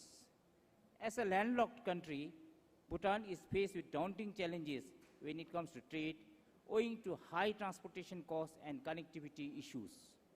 Therefore, transportation through inland waterways will undoubtedly bring immense benefits to the region, and especially for a country like ours, that is Bhutan. We are deeply appreciative of many initiatives the Inland Waterways Authorities of India and the Inland Water Transport are taking to reap the full potential of gifts of the river system in this region.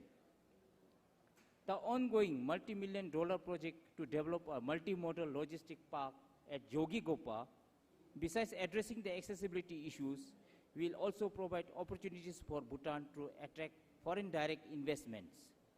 The Waterways Initiative should be led and steered by India in the region as a leader in this sector. And we are encouraged to see the renewed emphasis of Government of India on enhancing connectivity through waterways. Needless to say, India's leadership in this sector will have a positive impact on economic growth with beneficial economic and environmental externalities that extend beyond your borders. After listening to this morning's speech of Shri Hemanta Biswa Sharma, Shri Sarmananda Sonowal, Nitin Gadkari, looks like there is going to be emphasis on development of waterways, and we are very excited and looking forward to it. In conclusion, I would like to sincerely hope that the Waterways Initiative taken by the Government of India complement the economic integration of our region and bring progress and prosperity for all of us. Last but not the least, I would like to wish my Assamese friend a happy Rangoli Bihu, and thank you.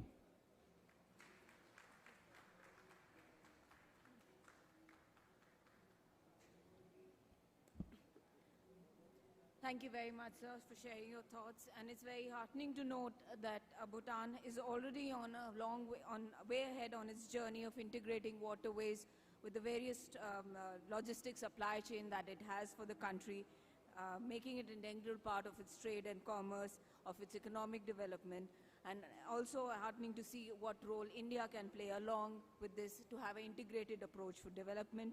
We notice your views on developing additional routes, additional infrastructure, building capacity in the sector to facilitate transportation further.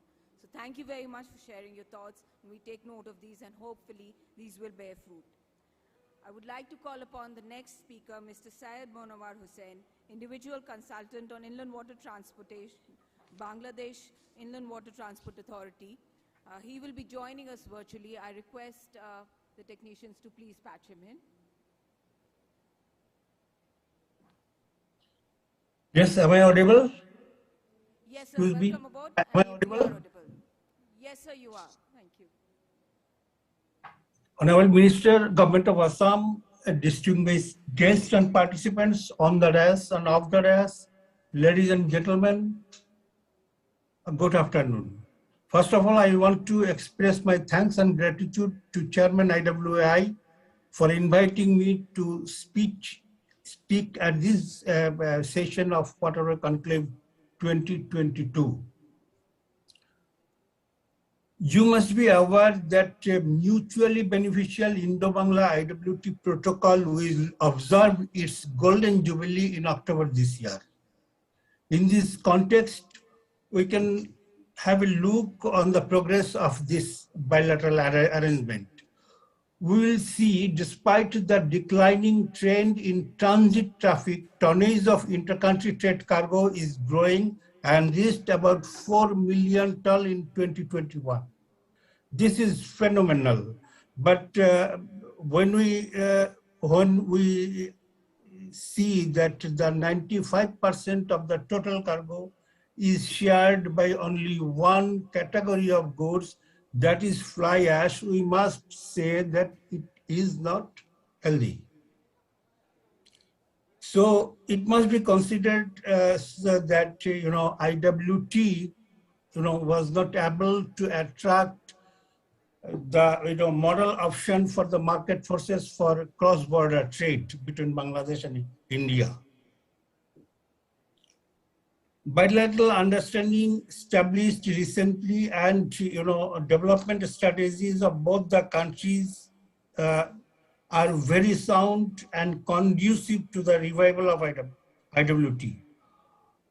At the same time, we'll have to consider reforms of the existing regulations and to extend the scope of bilateral and existing sub-regional cooperation. In this regard, I would like to raise some points. First of all, please have a look on the customs procedures.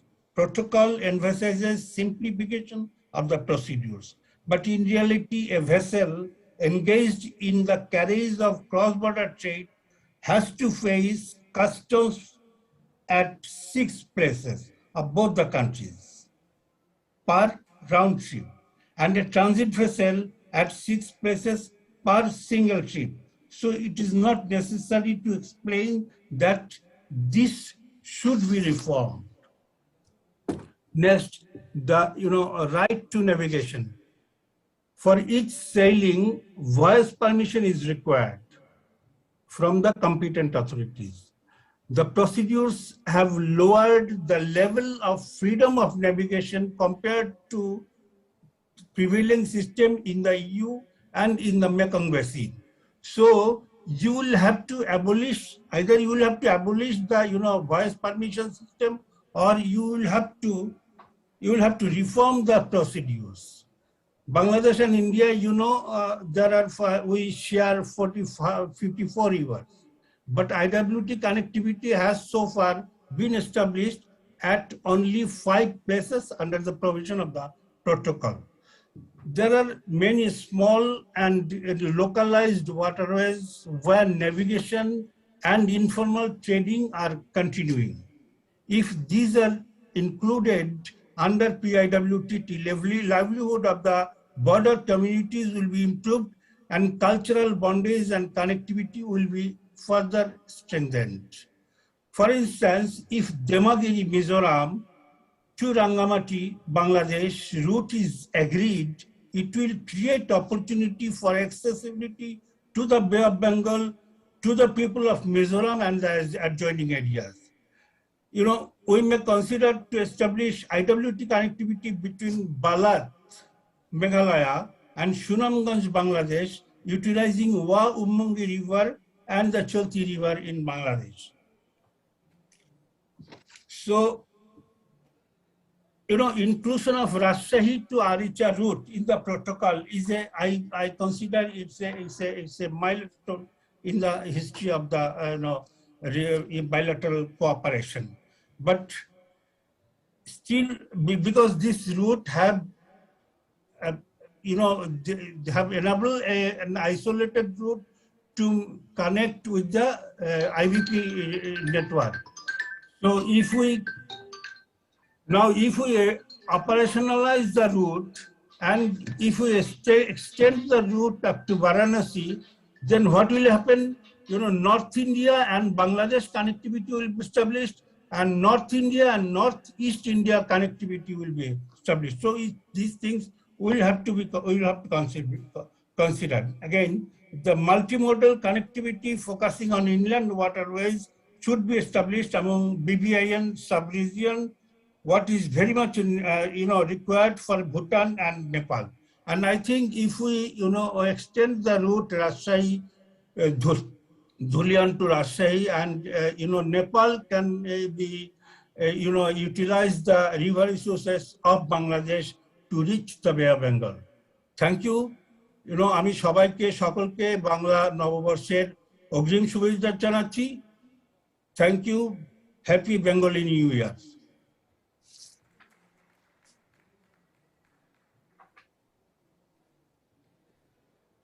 Thank you very much, sir, for sharing your views. It speaks of the volume of experience that you've had and the time you've spent in developing the waterways in Bangladesh, and the very valuable suggestions you've proposed on harmonization of development of SOPs, on how the cultural bond and economic bond can be further enhanced in the region, and also the importance of Bangladesh waterways in connecting northern part of India to northeastern part of India.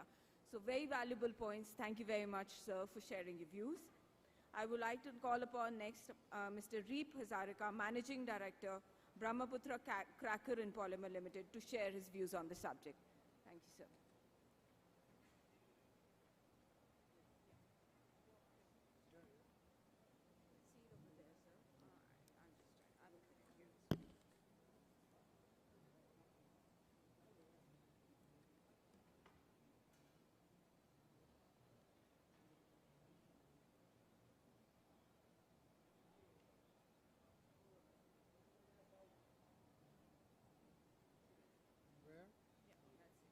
Put it in Full screen. It's there as well. Okay. They move separately. Okay. Once you can just tell in the next line and then take it. No, full screen is what I'll do. Full screen. This one.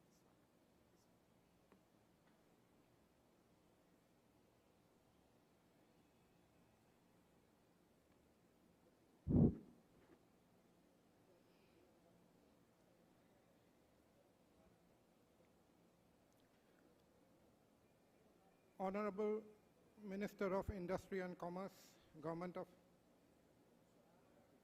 Huh? Next. Okay, sorry. Honorable Minister of Industry and Commerce, Government of Assam, Sri Chandramohan Patwari Dangoria, distinguished officials in the dais, off the dais, ladies and gentlemen. A very good evening to all of you. I understand I'm the third last speaker, and Shruti has given me very less time, so I will try to complete my presentation in as short time as possible. I would also like to thank Inland Water Authority of India and FICCI for giving us this opportunity to be part of this great event.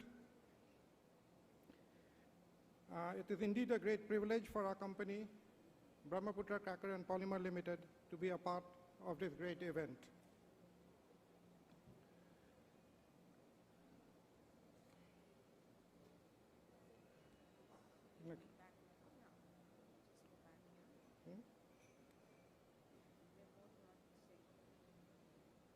Okay, it's going there, nothing showing there.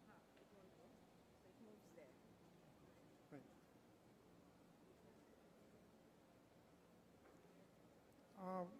Before I come to the main topic of today's the discussion, I'll just tell you a little of our plant, that is BCPL, what we are doing, so that you can appreciate how we plan to take advantage of riverways trade in the coming days.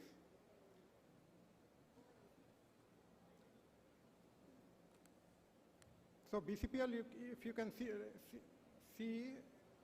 is located in this historic city. It's located in Dibrugarh, and we have two smaller plants, one in Duliajan and the other one in Lakwa, both around 50 kilometers from Dibrugarh, from where we get our feedstock from Oil India and ONGC.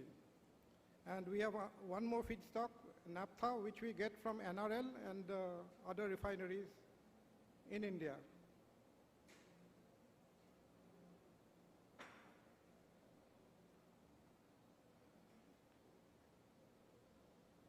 So we are the largest petrochemical plant in the Northeast, and we basically produce polymers, and we are a relatively new plant. We were commissioned in 2016, so we are around 6 years old, and The products that we produce are linear low density polyethylene, high density polyethylene, and polypropylene. So we produce different grades of these polymers, which we sell to the market, and we produce around 280,000 tons of polymers. This is just to show how fast we have been moving. We were commissioned in 2016, and normally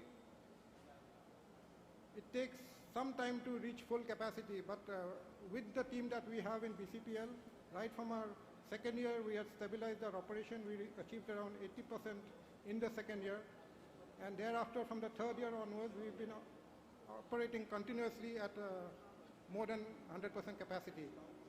And in fact, in the last 2 years, despite the COVID, which had put us under a lot of pressure, we were still able to manage more than 100%. In fact, last year also, we had 2 waves of COVID, one in April and the second one in January, but still we could achieve more than 100% capacity.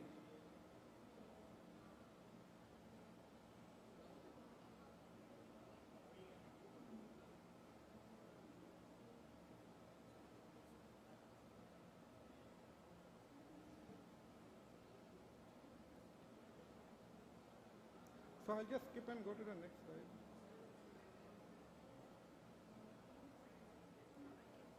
No, yeah, why don't you move this? Yeah, yeah, okay. Fine, this is better.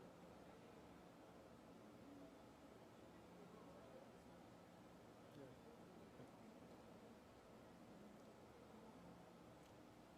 So now, after 6 years of operation, our products are well established in the market. And we are also thinking of expansion now. We have 2 projects which we are presently undertaking. One is Bhutan 1 and the second one is HPG 2. And we are also planning to expand our plant initially by 40%. And on a later date, we want to double our capacity.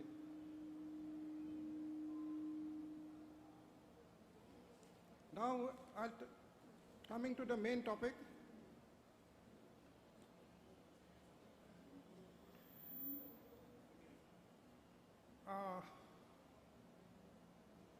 Of course, we all know that trade via waterways has been there for a long time. In fact, as our Minister, Honorable Minister Patwari Dangoria had said, that Assam's per capita income was amongst the highest in the country during the pre-independence period. This was primarily because of the access to its tea, timber, coal and oil products to seaports in the Bay of Bengal. It is also a fact that the first cargo movement in the country carrying tea had started from this very place through the Brahmaputra waterways from Dibrugarh during the British rule as early as in 1944. So it is indeed a great significant that this conclave is being held here in Dibrugarh today. However, sadly, these services have discontinued over time due to various reasons. During the colonial period, Dibrugarh used to be a very important port for exporting tea to England.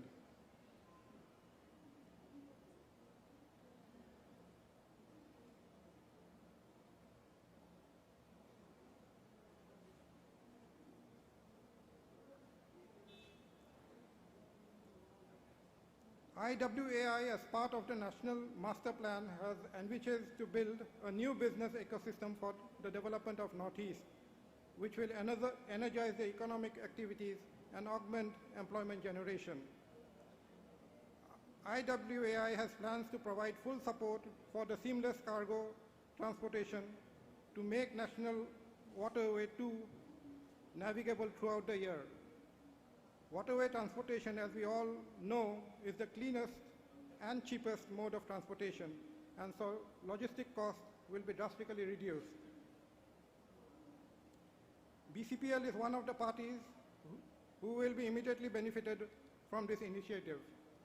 When I say BCPL, it is also applicable to all the other industries that are located here, because we have a lot of refineries here, we have fertilizer units, So all these industries will be benefited the same way as we will be benefited. BCPL had signed an MOU in February 2022 with the Shyama Prasad Mukherjee Port Trust, Kolkata, for setting up a naphtha storage facility at Haldia Dock for storing imported naphtha and related logistic support systems. Today, we have signed one more MOU with IWAI, which is another important step because it will ensure the logistic chain movement of our imported feedstocks at competitive prices. BCPL sells 15% of its production in the Northeast, and the balance 85% is sent to mainland India. So it is possible that we move most of this 85% by waterways to Kolkata, and then from there onwards to the final destination. Similarly, new products like butane and naphtha, which are basic feedstock to us, can also be brought in to Dibrugarh by waterways.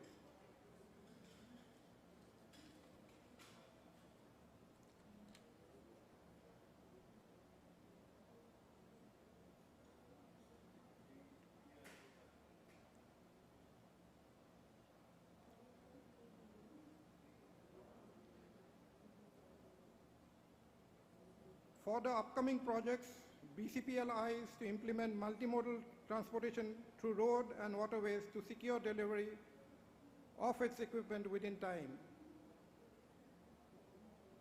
As we know, many cities like Dhubri, Guwahati, Tezpur, Dibrugarh, etc. are situated on the banks of the river Brahmaputra, and thereby it will give opportunities for infrastructure development for riverine traffic along the Brahmaputra. Again, if you see in the map, there are many national parks and wildlife sanctuaries which are situated along the banks of the Brahmaputra. River tourism is expected to improve through the successful implementation of this project.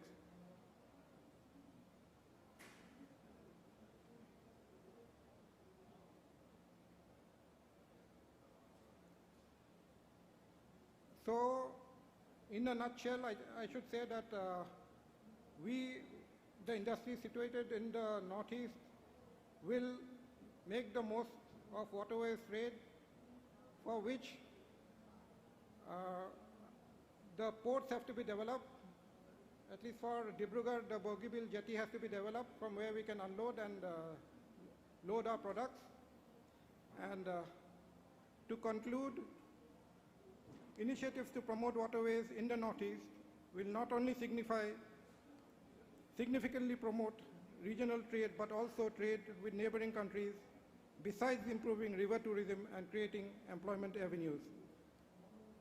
Riverine traffic, which has restarted in the Northeast, is there to stay as an enabler for the economic development of the region. With these few thoughts, I would like to conclude my presentation. Thank you for your patient hearing.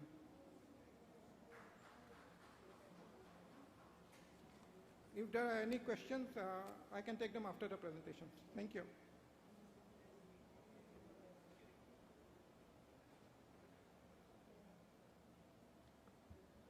Thank you, sir, for sharing views. We do note that despite 2 years of severe COVID, the plant has been operational at more than 100% capacity and continuing to serve the nation. Your plans for increasing capacity and looking at waterways as an enabler for economic development in the region, for trade and commerce, as well as employment generation. And we're looking at, catering to the requirements of not just your plant, but also other industries in the region, fertilizer and the traditional tea industry, which has been actually using the waterways. So I think you've made enough case for developing Dibrugarh as a river port for this sector. Thank you very much, sir.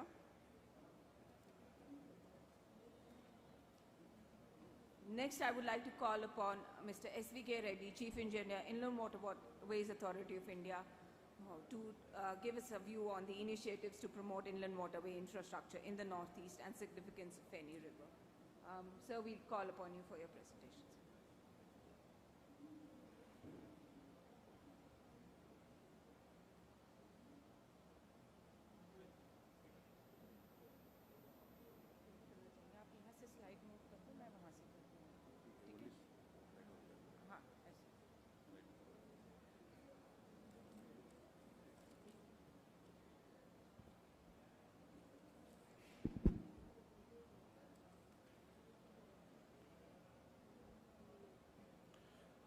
Respected Chandra Mohan Patwari ji, Honorable Minister of Assam, distinguished guests on the dais and off the dais, and ladies and gentlemen. It is a great privilege for me to be here on this occasion to share my views on inland water transport in general and focusing on the projects we take in the northeastern region and highlighting the importance or requirement of development of River Feni for mutual benefit of both India and Bangladesh. I have a small presentation for you, but before going on presentation, I would like to spare some important observation which I have, which is very relevant for development of inland water transport. As you are aware now, World is a big village, and no individual region or no isolated part can afford to develop on its own in isolation. It is largely dependent on the happenings in the surroundings. When you talk of development, I think GDP is one of the indices which measures the development, and that GDP is again largely dependent on various factors, of which the logistics cost constitute to be one of the most important constituent of the GDP. Again, GDP, this logistic cost is dependent on various other factors like handling costs, storage costs, and transportation costs, etc., etc., etc. And this transportation, again, considers to be around 30% of the logistic cost. Apparently, one can visualize that about 10% of this total cost of a product is largely dependent on logistics, in turn, the transportation cost.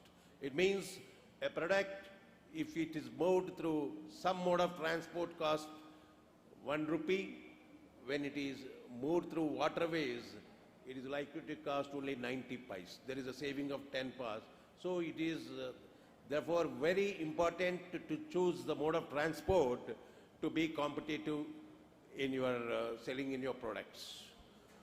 So ladies and gentlemen, now you realize why one should be very careful in choosing the mode of transport, which I will explain you through my presentation on giving some of the important projects which we take in North region and why one should adopt inland water transport for choosing their mode of transport as their means.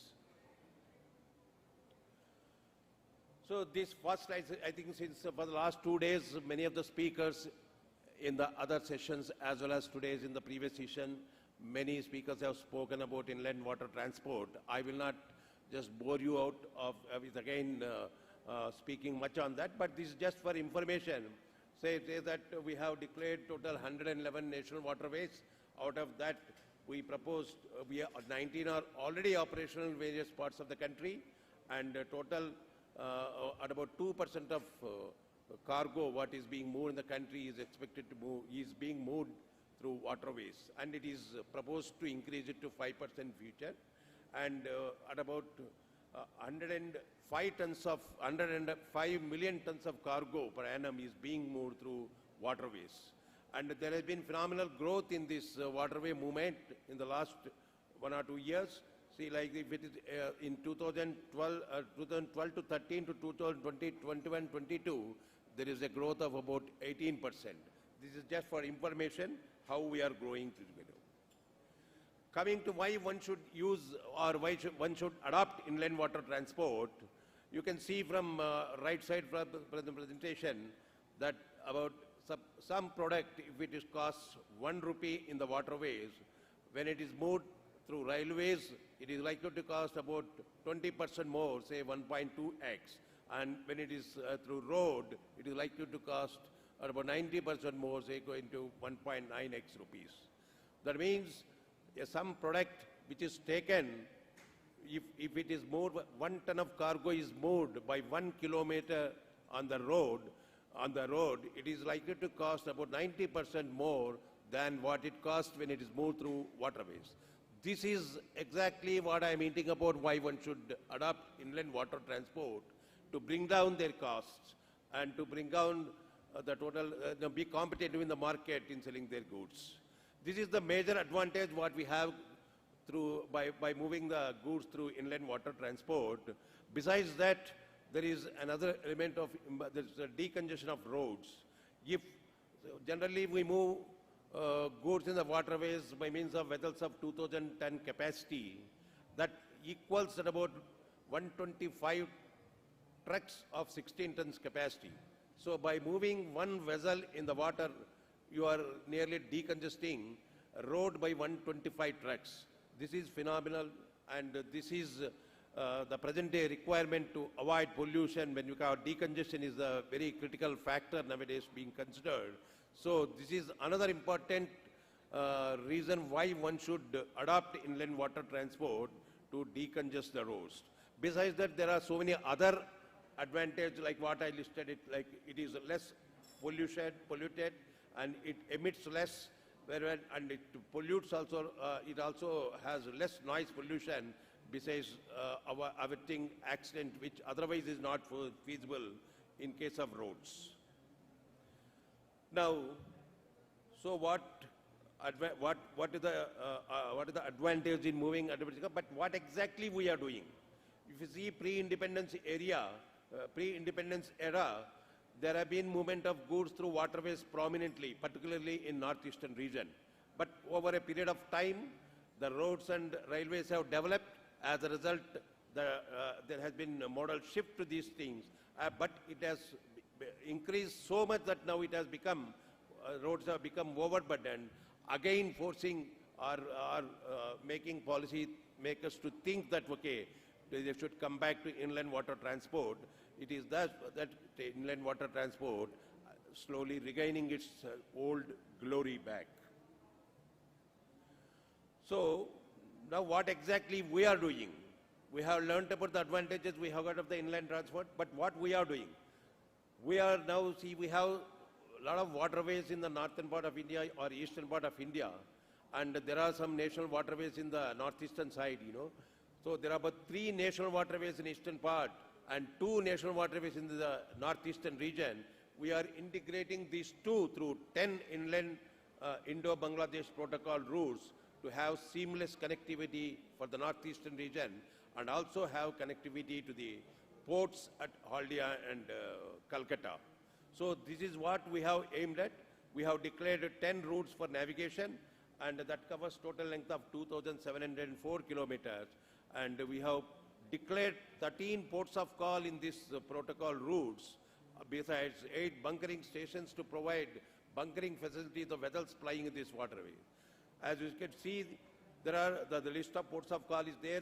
Interested participants can take it from the presentation, and they can plan their voyages whenever they intend to ply in this Indo-Bangladesh protocol route.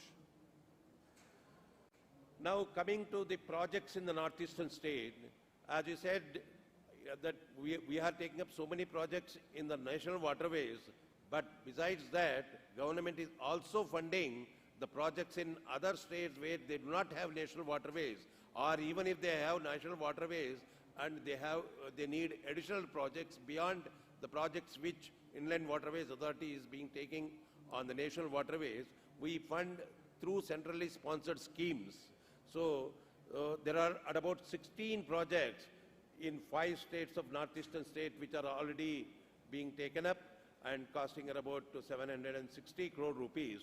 And this includes both projects on the national waterways as well as the other waterways of the state government for ferry operations as well as tourist operations. I have details of this, but due to shortage of time, I'm not running it, but I will try to show it if time permits.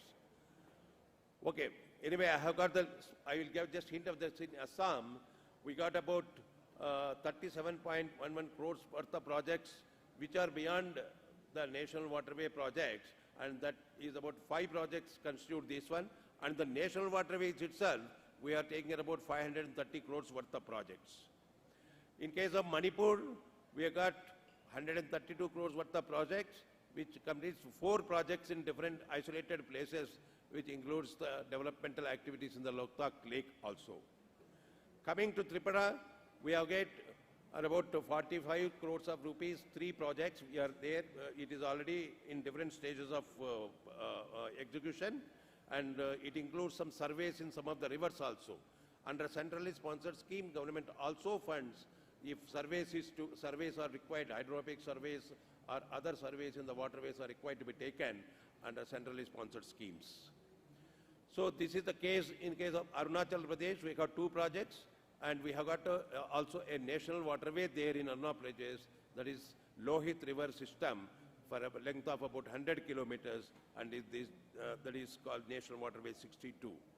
So these are the projects in other states. And in Mizoram, when you come to Mizoram, we have got 24 crores worth of projects covering 3 individual projects besides a national waterway project in National Waterway 102, which actually state government has given some proposals which are under consideration for development in a more in a feasible manner.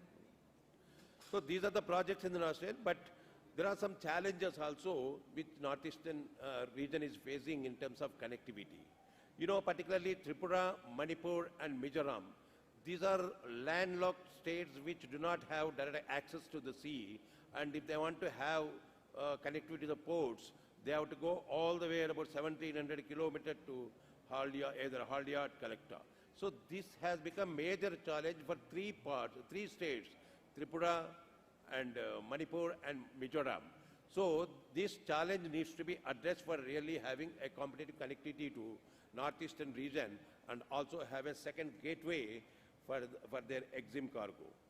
So what there are, therefore we propose to develop River Feni. Actually, it is a transboundary river between India and Bangladesh, and this is the closest waterway that can connect these 3 landlocked states, Manipur, Tripura and Mizoram, with the sea, Bay of Bengal. It is just, as you could see from the map, you know, it is the Bangladesh border that is at Amil Ghat. To the seamouth, it is just 34 kilometers away. So if that 34-kilometer stretch of waterway is considered for development, these 3 states will have the advantage of sea exposure, which obviously they can have even port connectivity. See, it will be a penny wise and pound foolish. Someone takes their goods from Tripura and Manipur and Mizoram all the way to Haldia, which is about 1,700 kilometers, while leaving just a nearby port Chittagong, which is about 70 kilometers. So this is very crucial for both India and Bangladesh, and also particularly in India, Mizoram and Manipur and Mizoram, to export or import their goods through this Chittagong port or some other means, some other transshipment point in Bay of Bengal.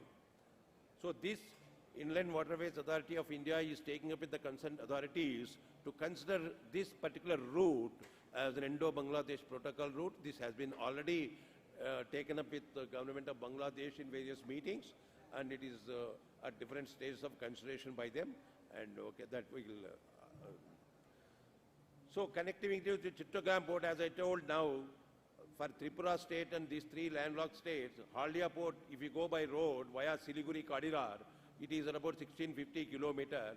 That can be cut down to 34 kilometers, as I explained, by this mode. See, that's the lower part of the word is connectivity. It is almost negligible when you see the red line, which is the road connectivity. So this needs to be taken up by all means, and everyone, I think all interested trade partners, whoever is connected with the trade between India and Bangladesh, or who needs EXIM facility from this part of the region. So this Feni River constitutes a very important link in the whole scenario. This is the EXIM potential. There is, I think it is perceived that about $3.26 million of worth of rupees, worth of goods are being exported from these 3, particularly Assam, and that includes fresh fruits, vegetables, spices, hand tools, and also the import, crushed stone, cement and all, as explained here. So this Feni River facilitates this in a much cheaper and economical way once it is included in the Indo-Bangladesh protocol route. So the other advantage, there are other advantages for the trade community as well as other for planners also. When you come to trade trade between India and Bangladesh will be benefited for this, and trade between other part of India and northeastern also will benefit, besides having exemption between the trade with the northeastern states with the other countries. So these are the trade-related benefits which we have identified by inclusion of Feni River. And besides this, these three states will have shortest sea connectivity, as I already explained, and also it offers a new gateway to the port connectivity to all northeastern states besides Assam, and improves competitiveness of trade from our two Tripura, from Mizoram and Manipur states also. So it also adds to Bangladesh traffic at Chittagong.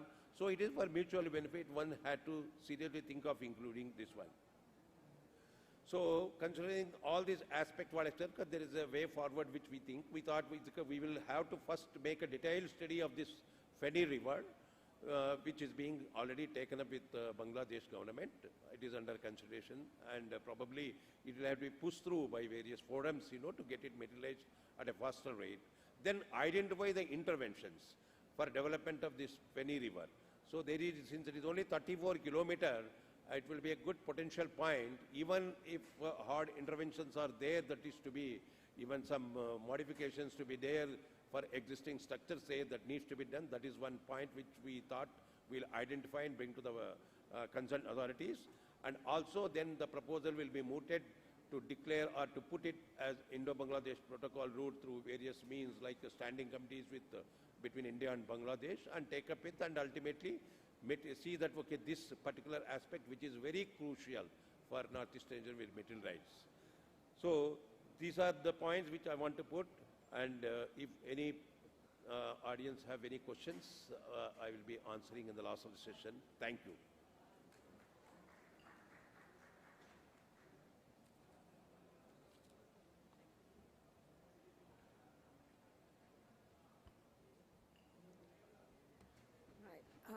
Thank you very much, sir, for sharing that information on the various initiatives that are being undertaken by IWI in the Northeast region, and specifically, laying the emphasis of the cost of logistics, the cost that we bear in the overall GDP of the country, and the impact it makes, and therefore all the more reason for us to work collectively in improving the cost efficiency. And Waterways, as you explained, is a much more cost-effective means of transport, is, once the volumes are established. Also, the 700 crores plus of projects that are coming up in various states, and also the emphasis of development of connectivity through Feni River, which actually decreases the distance from 1,600 kilometers to just 34 kilometers for the region to the gateway ports. So the immense potential for improving trade and commerce in the region and bringing logistic efficiencies. So thank you very much, sir, for sharing that information. I would next like to call upon Mr. Pradeep Purohit, President Star Cement, to share his views and experiences on the trade and how efficiency in logistics supply through this regional connectivity can be brought in. Mr. Purohit.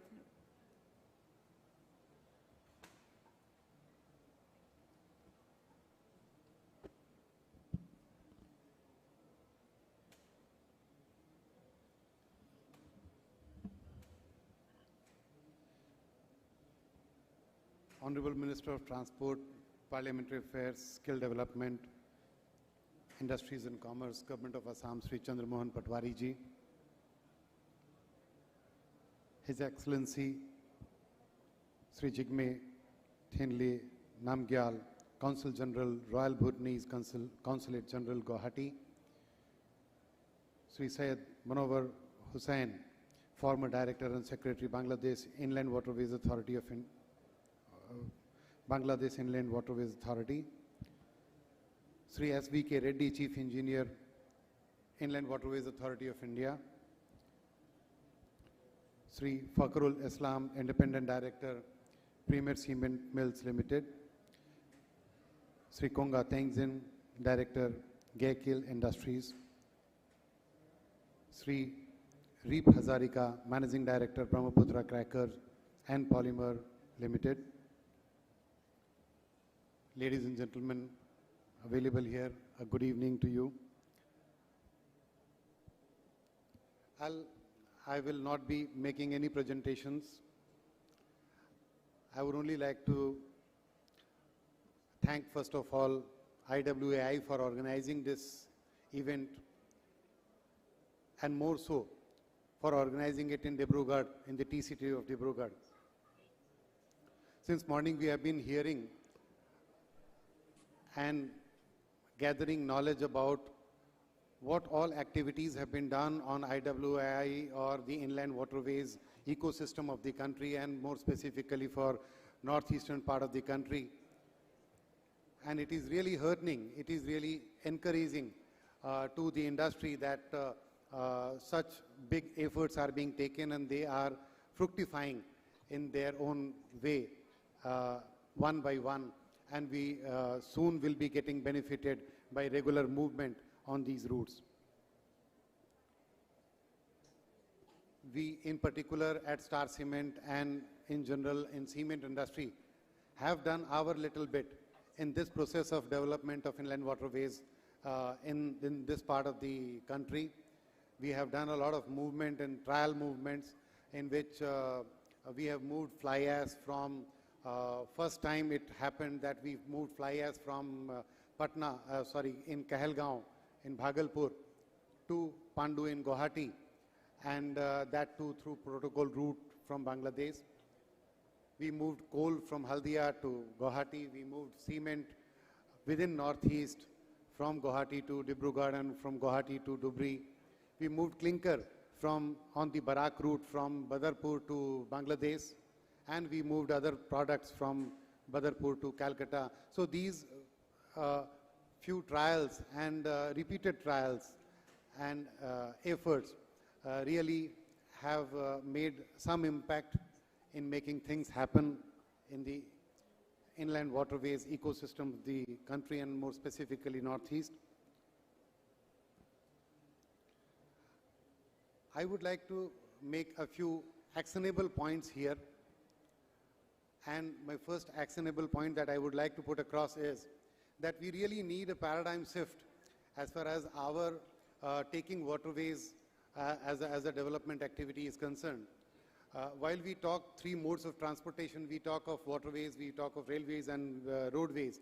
So when we develop roadways, we make highways, and once the highway is ready, it is ready to be used by the consumers, and the consumer uses it, and no other or no further developments are required to be done.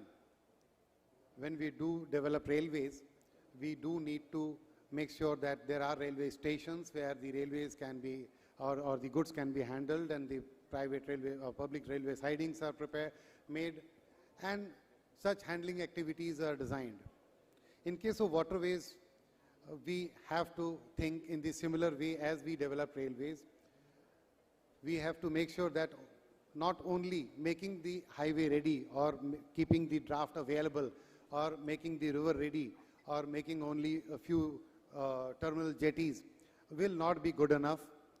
We have to think in this way that at every 50-kilometer interval or a 100-kilometer interval, there is a terminal available, there is a jetty available where goods can be offloaded, onloaded, and the material can then be transported to the hinterland.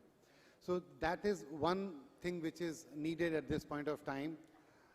And the shift that is needed is that as we talk that there has to be some PPP module in which the public and private partnership need to come across. But in order to, this waterways is a highly capital intensive mode of transport in which initial investments are very large, and the businessman who is supposed to be looking at its profits and risks associated may not come forward as like any other industry. So in such case, really IWI have been taking a lot of efforts. Similarly, the government of Assam from their own efforts have also been taking a lot of efforts, but we really need to come forward a little more in investing into waterways as far as making more jetties and making more handling equipments available at these jetties, and the last mile connectivities to be made possible even before the traffic is available. we cannot wait for the traffic to come and then we develop these infrastructure. We have to make this infrastructure ready first, then only the traffic will come and use it. So this is one. The other thing is the biggest impediment that the northeastern waterways do have is the protocol route has number of reasons number of challenges to handle. One is certainly the draft issues during the lean period. Two, the customs and the clearances issues on entering the Bangladeshi border and then exiting and entering again in the Indian side of the border at Dhubri. A lot of time gets consumed in this, and thus the voyage time increases. So this needs to be addressed, and a mechanism need to be set up to make sure that this voyage time is reduced and this delay that takes place in clearances is eliminated. The next point is we really need to bring in aggregators. If aggregators from the business or the logistics industry are not coming forward, some government agency, whether IWI cannot come forward and become an aggregator, then we need to bring in the transport agencies or some mechanism in which some aggregators are created so that the number of cargoes can be put together and vessel service can be operated. The other thing that adds on to this aggregation is that without waiting for the cargo to come or whether waiting for the material to come to us, we need to start time-bound, scheduled movements of vessels, and once that starts, number of users are waiting for such opportunities. They will come forward and start using it. We also have one more suggestion that for the regional development, if we can develop a council sort of an arrangement in which the government agencies, whether IWI or the Government of Assam Transport Department and the major users can make or form a body in which they regularly discuss and develop upon the action points which can be taken up by the various stakeholders who are developing this particular transport mode. With these few actionable points suggested from my end, I really thank once again to IWI and all the persons present here.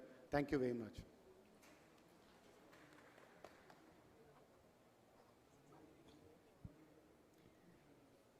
Well, sir, that was very crisp and brief. I don't know how to further summarize it. I will still make an attempt. So definitely very valid corollary that you brought of road and rail infrastructure, how that has been brought and how waterways can follow similar. And a hub and spoke model of having a hub somewhere and having multiple network terminals, smaller terminals. Yes, I think Inland Waterways Authority of India has been trying to promote PPP or private sector participation, but since the development of terminals is, as you mentioned, very capital intensive, probably other models of operations, how that can be brought in, because private sector will definitely bring in a lot of efficiency in operations. Then, and looking at draft, I think enough initiatives are being undertaken. And yes, we've heard multiple points being made on harmonization of customs procedures, etc. And I think a very, very valid point that you brought about the aggregation and consolidation of cargo, and I think scheduled services which have been launched today as well is a marked step towards it and instill a lot of confidence in the sector. So thank you very much for those points, sir. I'd like to next call upon Mr. Fakhrul Islam, Independent Director, Premier Cement Mills Limited, to share his view and on the experience of moving raw materials and finished products in the Indo-Bangladesh protocol. Can we have Mr. Islam on line? Yes. Yes. Yeah. Very good evening to you, sir. We can see you and we can hear you clearly. If you wish to start your presentation, you can take over, sir.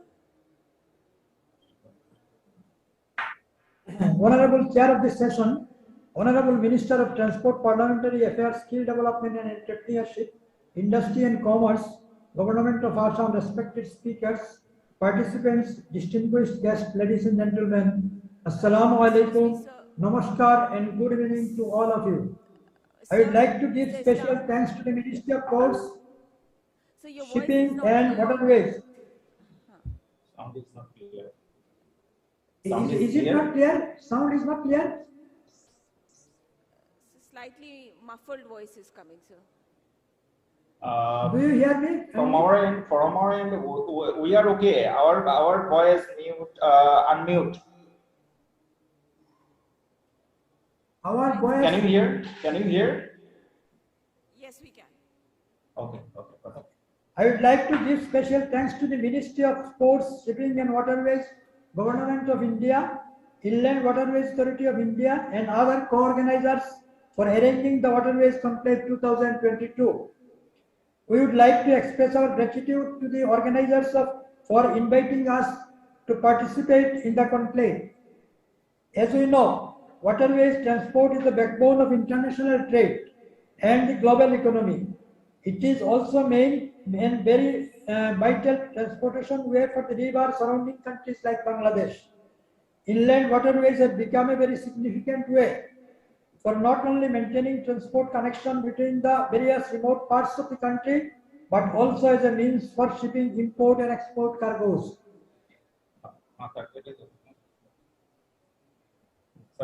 Around waterways, inland waterways have become a very significant way for not only maintaining transport connection between the various remote parts of the country, but also as a means for shipping import and export cargoes. Around 80% of international trade by volume and over 70% of international trade by value are carried by waterways and are moved by ports worldwide. Water transport refers to the network for inland waterways. In Bangladesh, about 2/3 of the land is vulnerable for flooding. Most areas remain underwater for 2 to 6 months in a year. As a result, cost of development and maintenance of roads and railways are very high. On the other hand, inland water transport has always been a natural and comparatively economy. In certain areas of Bangladesh, waterway is the only mode of transport, including the country's unclassified roads. The total length of its waterway is about 13,000 kilometers. Of this, 8,433 kilometers is navigable by larger vessels in the rainy season. In the dry season, about 4,800 kilometers is navigable. Premier Cement Mills Limited is operating their 40% delivery through its own as well as a rental vessel to the different area in Bangladesh, which is comparatively cost effective rather than road transport system. I believe that cross-border trade between neighboring countries is very important for both countries' socio-economic development.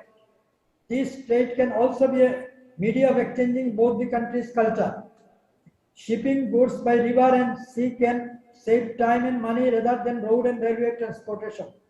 Water transportation is very cost effective for import and export business.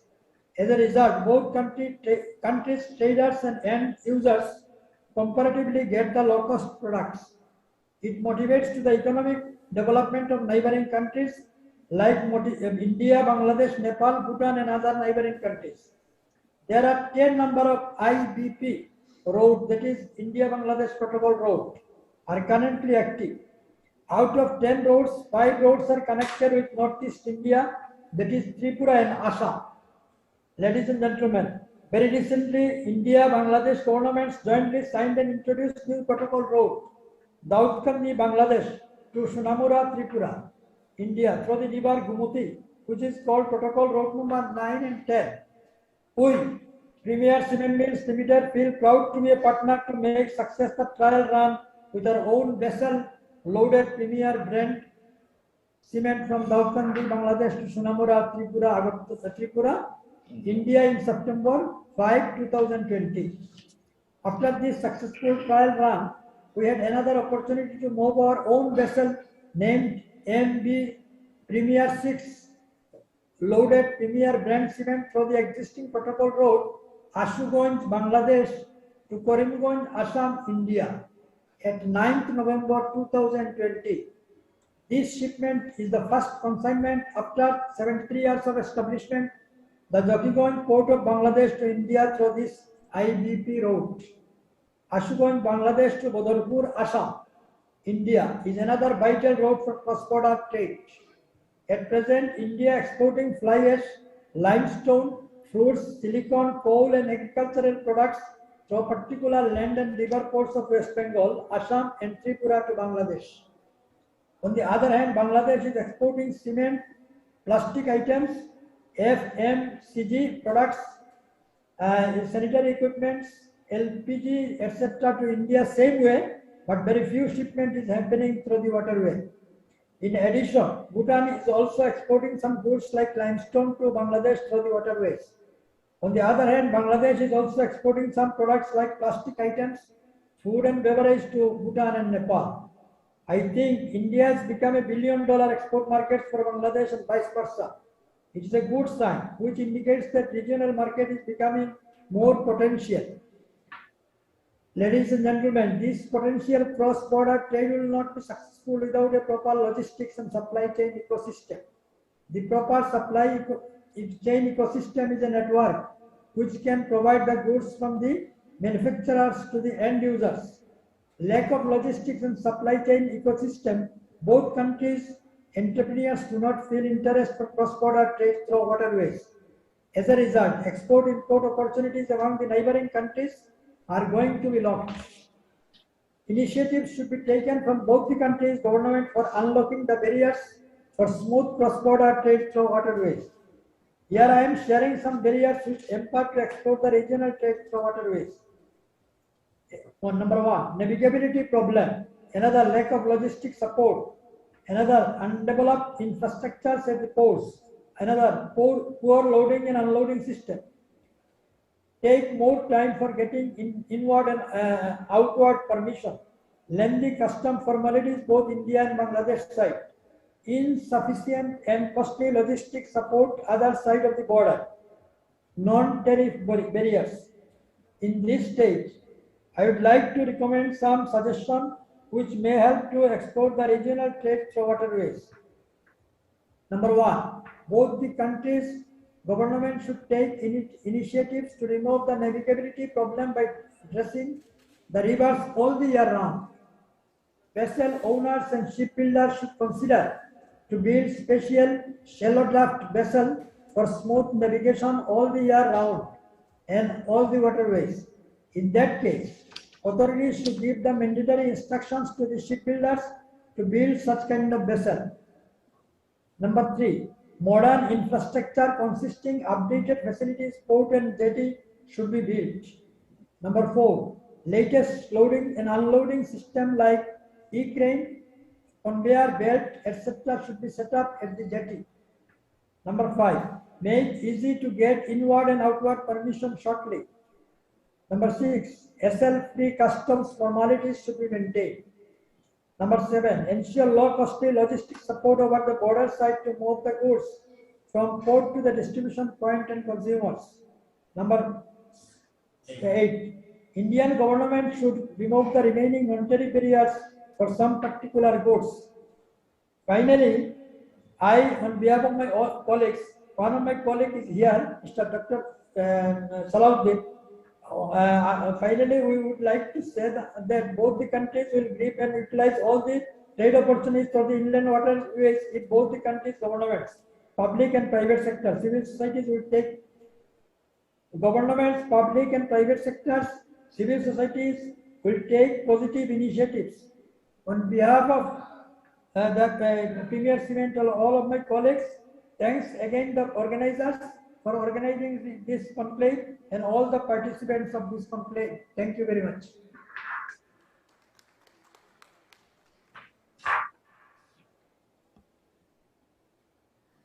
Thank you, Mr. Islam, for sharing those thoughts very quickly and very crisply. Just to summarize, we do understand the importance of inland waterways for Bangladesh as a key mode of transportation with respect to road and rail, the cost effectiveness it brings, and also how environmental friendly it is. And finally, on the various, at least 8-point action points you've mentioned in terms of logistics improvement, cargo handling facilities, terminal support, draft, and very importantly, as also mentioned by Mr. Purohit, have joined initiatives in terms of discussions and resolving issues. So thank you very much for sharing those points.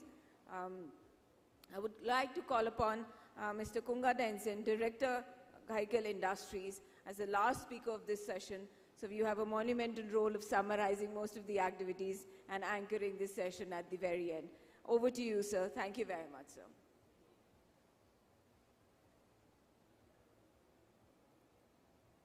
Am I online? Yes, sir, you're online and Am I online? loud and clear. Greetings, Your Excellency, Honorable Minister, and my Consular General. Ladies and gentlemen, it is an honor. I will begin with a brief background. Using of inland waterways is not new for Bhutan. Way back in 1985, Bhutan sent boulders to Bangladesh through your Jogigopa port. Then in 2016, I was a part of the delegation that was invited for the first conclave staged at Gati. Fast tracking in 2019 July, Inland Water Authority facilitated Bhutan to reopen the waterway through Dibrugarh port. Slide number 2, please. Slide number 3.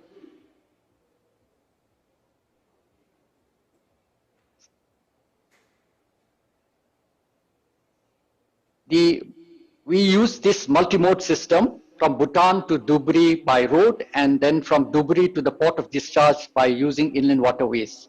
So this was the red letter day for Bhutan after a long gap, and we are very thankful to the government of Bhutan to facilitate this particular reopening. Slide number 4. In the same year, 2019, we were the first one to bring in 2 Bangladeshi vessels to Dibrugarh. Subsequently, slide number 5. In September 2021, we got 2 vessels to Jogigopa, thus establishing the route for movement of Bangladesh vessels to Dibrugarh and Jogigopa. Slide number 6, please. Before I proceed further, I would like to present certain ground challenges that we are encountering. I share my thoughts of what was presented by the Senior Vice President of Star Cement and also the Director of Prima Cement of Bangladesh. The challenges at the moment as confined to the 2 ports we are using, that is Jogigopa and Dibrugarh. I will start with Dibrugarh. Dibrugarh, because of its geographic location, there is a restriction in the traffic to the port. The port has limited open storage facility. The port has only 1 jetty and 1 shore crane. Jogigopa, on the other hand, custom office is yet to be established, and the port lacks a shore crane. Also, a critical problem at the moment Jogigopa is having is the last mile connectivity.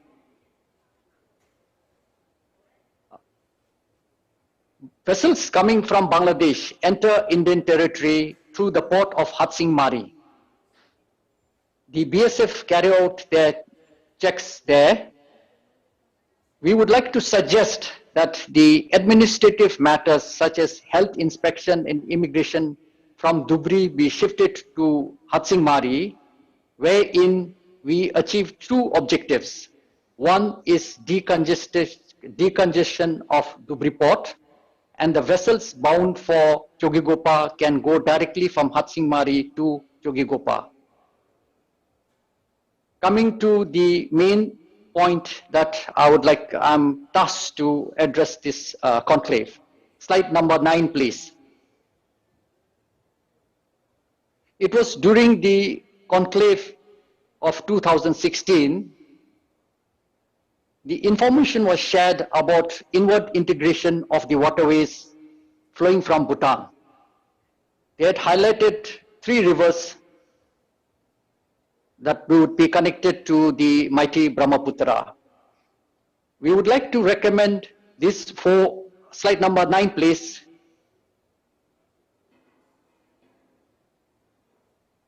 We would like to suggest these 5 locations: Tista River, Tursa River, Sankosh River, Ai River, and Manas River.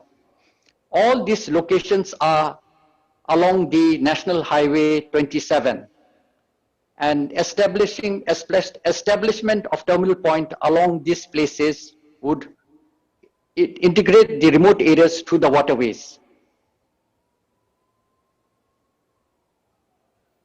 Slide number 10, please. Reopening of Dhubri Port has injected a new lease of life to the otherwise remote place. Likewise, Jogigopa has equal potential, if not better. Opening of the new ports in this suggested location would guarantee inland water success story to connect the remote areas to the waterways. In conclusion, I would like to express my sincere gratitude to the Minister of Shipping, the Honorable Chairman, Inland Water Authority, for reopening the waterway for Bhutan and keeping the waterway open even during difficult COVID times. I would like to express my gratitude to the Director and his team and Pandu to keeping the traffic open and always available for our difficult times. Lastly, I would like to express my gratitude to Ms. Shaile Agarwal for keeping me connected with the conclave. Thank you, Rashi Dele, and Happy Bihu.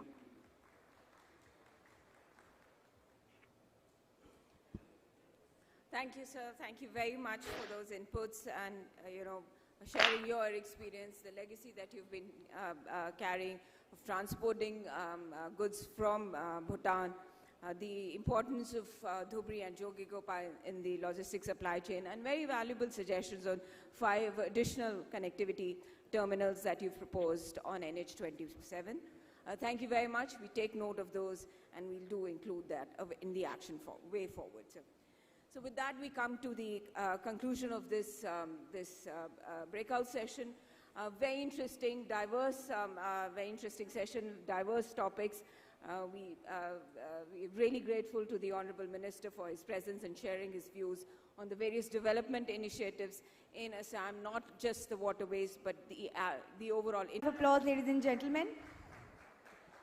With this, we officially come to an end of the Waterways Conclave 2022. Thank you all, all of you, thank you so much on behalf of IWI. We thank you all for your cooperation, and we look forward to meeting you again at a very successful session next year. Thank you all.